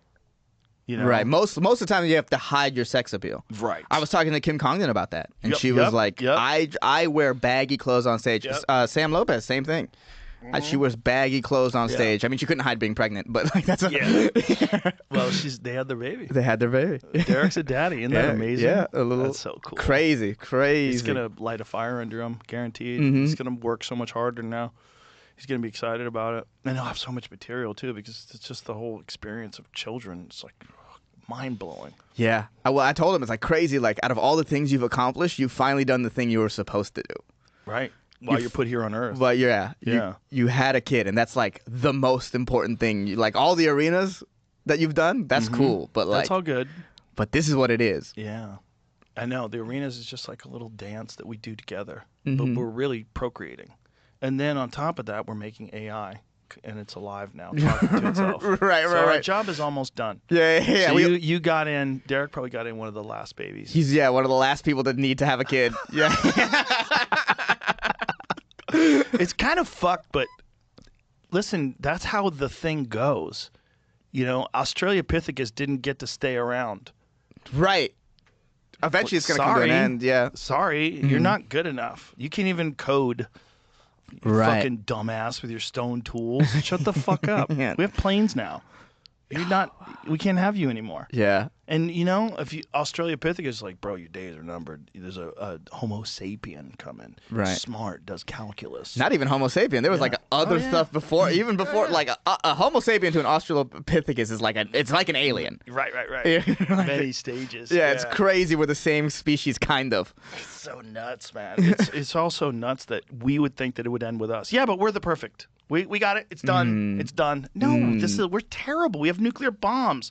We're in the middle of fucking 30 wars right now. Like, what are you talking about? We're awful. Right. We're full of shit. We got the fucking all this congressional bullshit that we were just talking about with the insider trading, all the lies, all the different things that have gotten us in these different wars. Why would you want to stay this? Because, well, it's the devil you know versus the devil you don't. Like, this is like, we can handle this. Yeah. Well, it's not us. Well, yeah. We are not going to be around. There's going to be a new thing. Just like dinosaurs don't exist anymore. There's going to be a new thing. Yeah. Oh, it's gonna be cool. It's gonna start. Eventually, these Waymos are gonna start slowly taking people out. Yeah, these Waymos are slowly gonna start taking people out. All you have to do is just keep the door shut forever until you starve to death. And they consume you. Do you ever see that DARPA robot that they built? They built a DARPA robot called the Eater robot. EATR. I forget what it stands for. But it's fueled by biological material. Dude.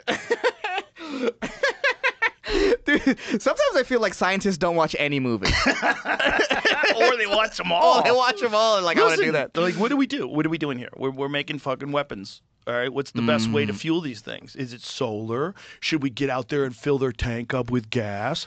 Or let them eat bodies? And I think it was any kind of biological material. So it could be plants. Could be just plants. It could just be just ground squirrels. Yeah. Maybe they just eat ground squirrels. Yeah. No, maybe they just eat fucking dead bodies on the battlefield.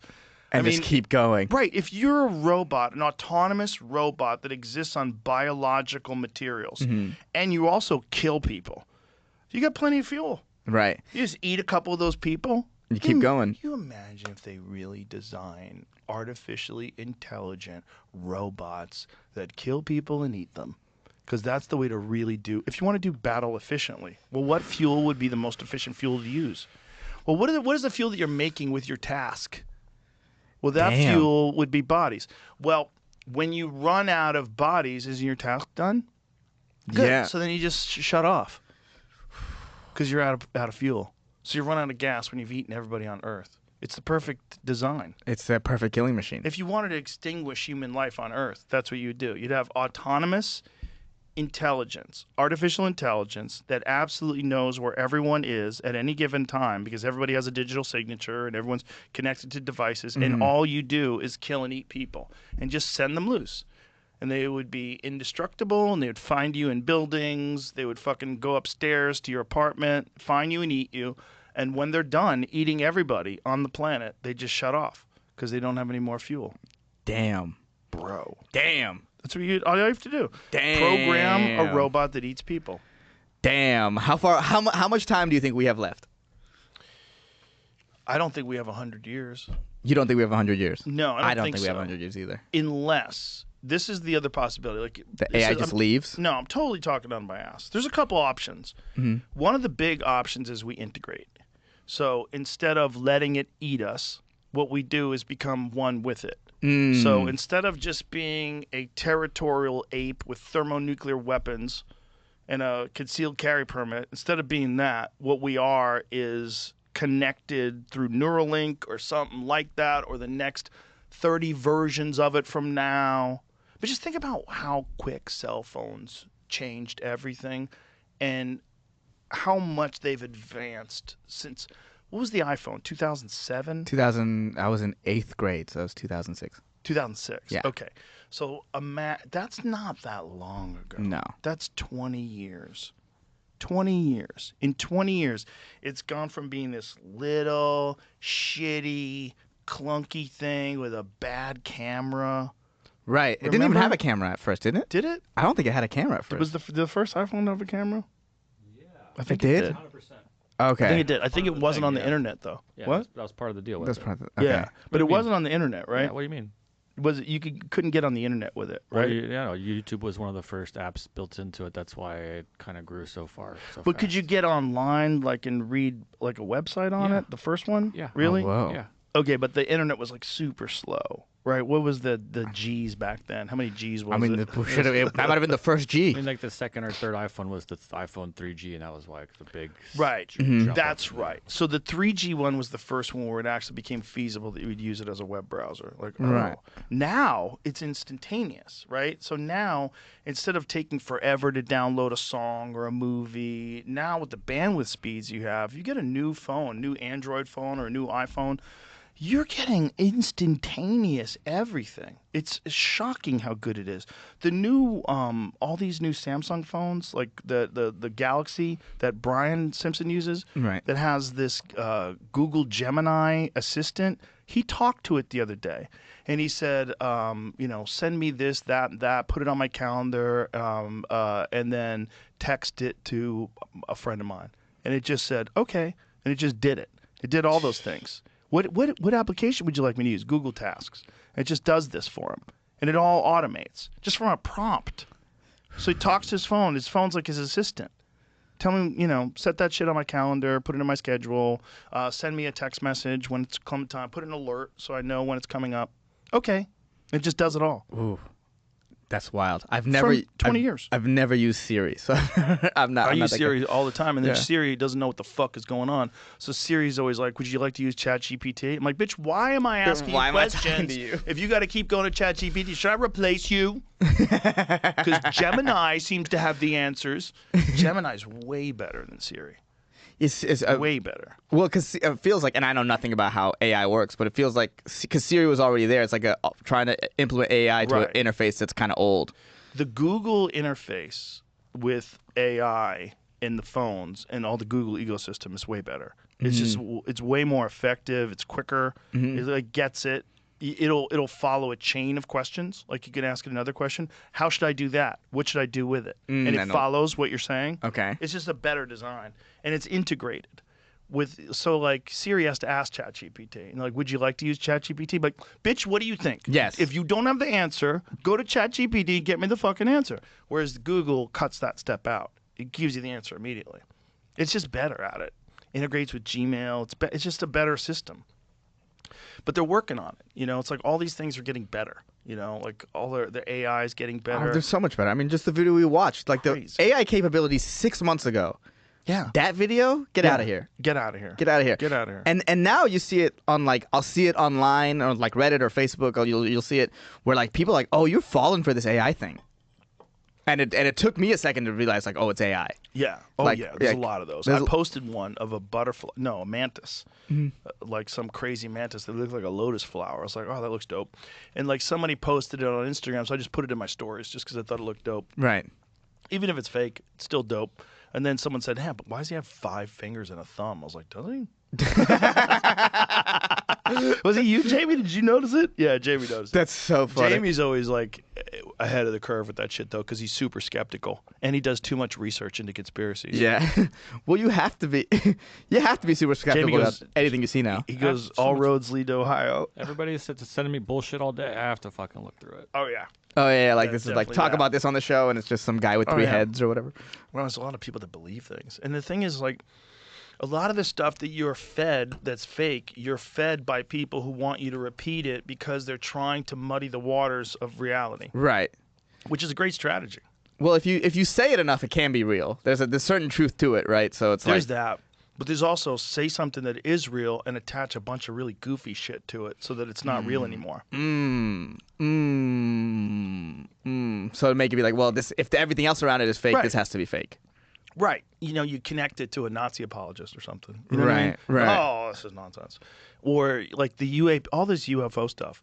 Like there's so much of that stuff that seems like so hokey, you don't even want to repeat it, and yet it's connected to things like gravity propulsion drives, which were theorized about in the 1950s, and there's real research was done on them, and it seems like maybe some groundbreaking advancements were kind of concealed from the public, but then it's like I was abducted and they took all of my sperm, and like, you know what I mean?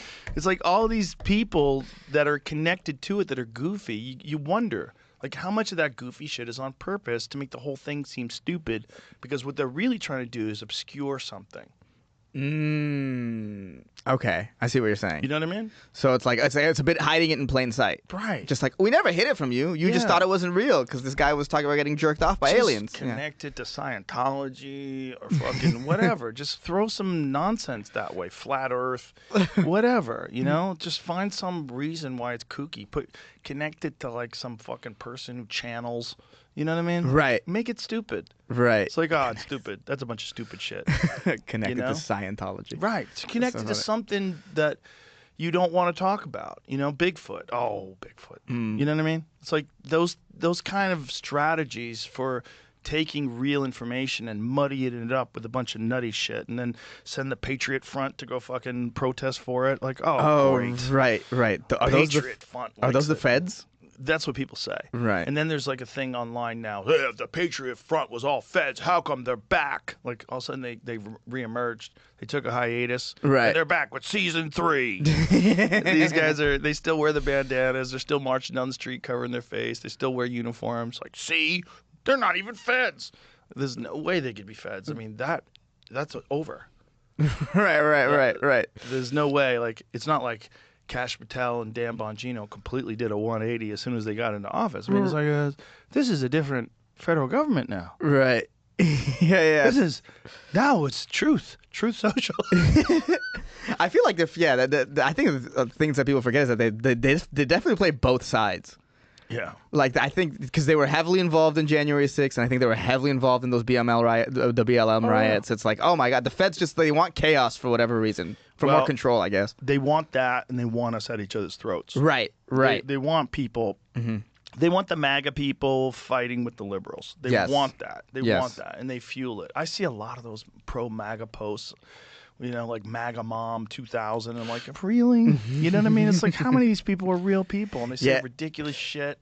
That's like, I hope you're not a real person. I hope your identity isn't MAGA first, Mom second. Yeah.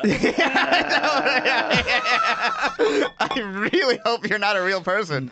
It's just, I think, you know, whatever the number is, whether it's 50%, like, it's so hard to know what's real and what's not. And I think the best strategy, for me at least, the best strategy is just tune the fuck out. Yeah. That's why I like YouTube. Yeah, I go on YouTube, I'm watching stuff about like fucking ancient civilizations and car videos. I'm watching a guy do puzzles. Like, this is like way better. I like watching guys cook.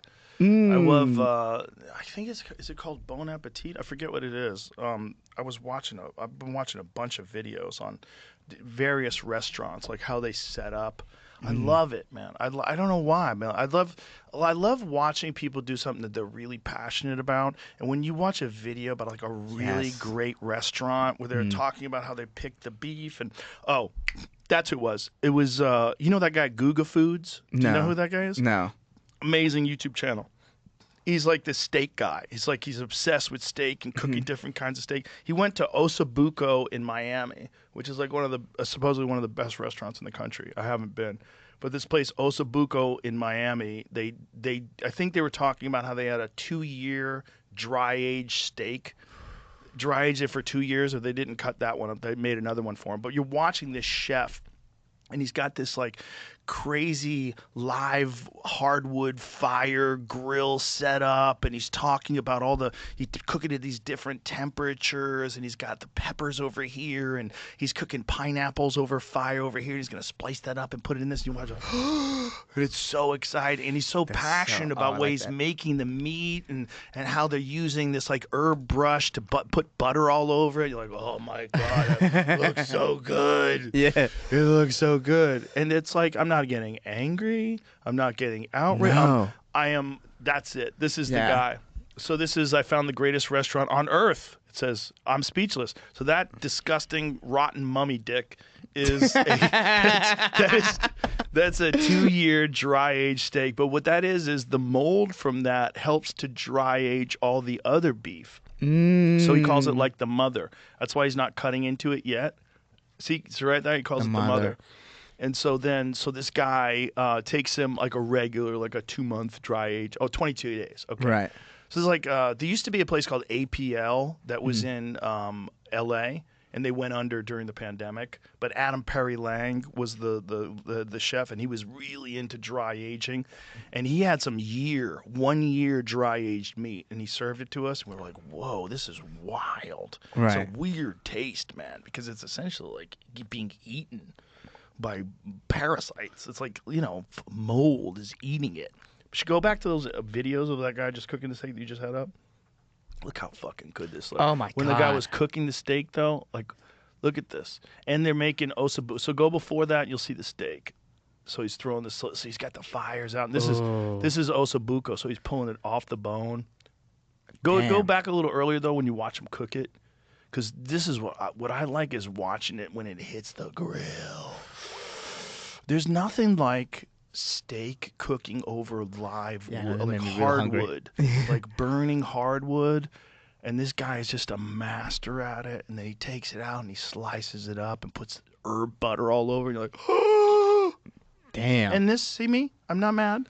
No. No one's outraged. I'm not getting politically involved. I'm just enjoying watching someone cook delicious food. Watching someone do something they love is always great. Yeah. I follow this one guy in Britain. His name is Francis. I forgot the name of the channel, but watch him slice it. Make him slice it.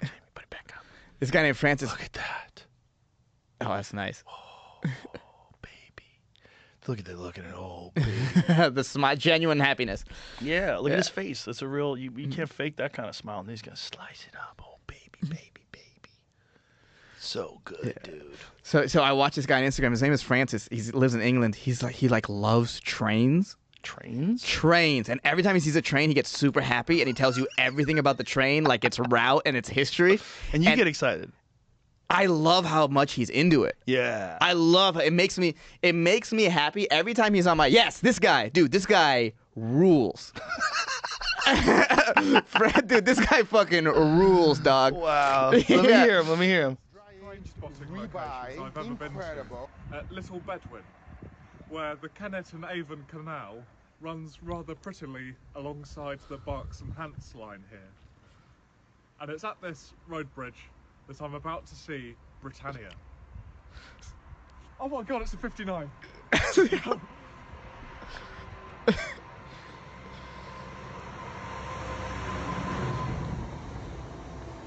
Okay, stop right here. Yeah. Stop right here.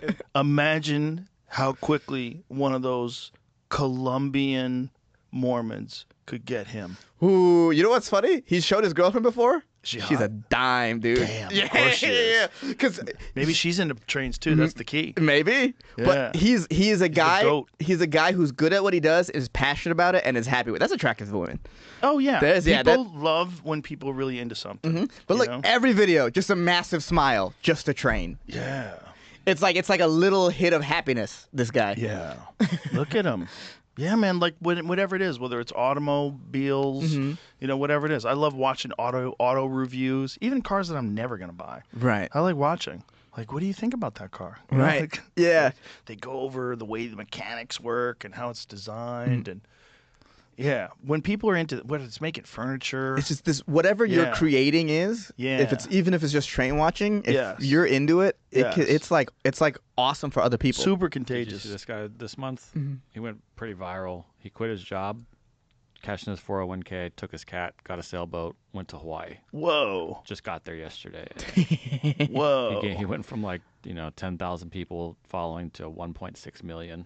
Whoa! Sailing _with _Phoenix on Instagram. He's just doing daily updates of yep, this is me. Here's my cat. Here's my boat. Today sucked. Oh, pretty cold, pretty windy. Yeah, we because everybody has that dream, right? Yeah. Oh, just check out of society, man. Live on a mountain. That's mine. Well, they just film it all. What's his Instagram again? Sailing with Phoenix. Oh, thank you. Phoenix is the cat. His name's Oliver. Sailing with Phoenix came up right away on Instagram or on YouTube, rather. Mm-hmm. Bam, subscribe. Damn, that's nice. Yeah, but it's subscribing. You know what I find interesting with the social media and now with what I talked about earlier with the streaming, the live streaming people do, is you remember? Oh my God, that Jim Carrey movie, Truman Show. Yeah. Where it was like, oh my God, look at this guy. He's been tricked, and we're watching everything he's doing. And now fast forward 30 years and people are actively trying to become Truman. Yeah. It's a very I wonder if the guy who wrote that movie thought of that as a possibility. Do you remember the McConaughey one? There was a McConaughey film. Ed TV. Same thing. Following a guy around his whole life, and eventually he's like, at the end, he's like, I can't do this anymore. I'm done. I'm gonna be normal. Was it a choice that he made, or was it put upon him in that movie? I don't remember. Did he win something? I don't know. Did he win a contest or something? It made me think of someone that did just do this. This guy called the Outdoor Boys channel. He had Oh yeah, I 14.8 watched that guy. million. Yeah, he quit. He quit. Like, it's too much to my family. Can't take it. He's really cool. I liked his shows. He would like go places and camp and cook his own food and shit. There's a bunch of those guys that I follow. I followed this one guy last night. He's in. It was like 10 degrees below zero. He's testing out the world's warmest sleeping bag. So he's got like a fire he makes in the woods. Dope. He treks out there by himself on snowshoes with a fucking sled behind him filled with his stuff. Damn. But it's interesting, man. It's fascinating. You know? People just want to. People will watch people live life. Watch someone do something purposeful. Like when you're out in the woods and you make your own fire and you have the warmest sleeping bag, you have to have that to stay alive. Right. And that's why it's exciting to us, because everything else has no consequences. Our day is just like, should I stay awake and keep watching YouTube, or should I go to bed? I should probably go to bed now. I'll give myself one more hour. One more hour of watching bullshit. Wasting your time. Yeah. And this guy's out there in the woods, doing 10 something below zero, in this sleeping bag. All I can see out of it is like this, because everything is bundled up in there, fucking freezing. You just gotta stoke the fire, stay warm, stay alive. That stuff gives me anxiety. I can't watch that. Me too. But it's also exciting. Like, you know, you want to watch him do it. And that Outdoor Boys guy was one of those guys. And, you know, I think just got too popular. Yeah, I mean, it was front page news that he quit. A YouTuber quit, Maybe and he'll it was come news. back. He's cool though. He seems like a real sweet guy, like a real nice guy. Like everything about his show, and it's interesting. Well, yeah, it's like a lot of these people.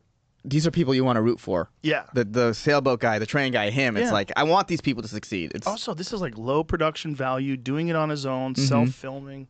Yeah, it's exciting. Yeah, just probably have to pay an editor, and that's about it. He might edit it himself. Oh, yeah. It's not hard to do today. No. You know, you could kind of figure it out if you want to really cut down the amount of people working with you. Yeah. You know, you could probably figure out how to do that. Oh, you could just watch a YouTube video. Yeah. Yeah, you could just watch have the time, you could edit it all yourself. And then, you know, you're kind of your own production. And then just by word of mouth, this guy got big. Because it's kind of fun to watch. Right. And like pretty intense, the stuff he does sometimes. Hey, he gets out there in the woods, bro. Yeah, I saw this one video of him where he like, oh, thank God I found this cabin. Otherwise, I would have been fucked. Yeah. Yeah. Imagine if that's your dad, though, and you have to watch and you're a little kid. Like, we almost lost Dad. Yeah. Dad, how close were you? No, I was exaggerating for the show. I knew where I was. Yeah, it must be weird having a famous parent. Yeah, it's weird. Yeah, how do your kids deal? Like, is it? They handle it pretty well because they've always had a famous parent. Oh, you didn't become famous, right? While it was, yeah. That would be even weirder. Right. That's the weirdest. For them, that's like what's normal.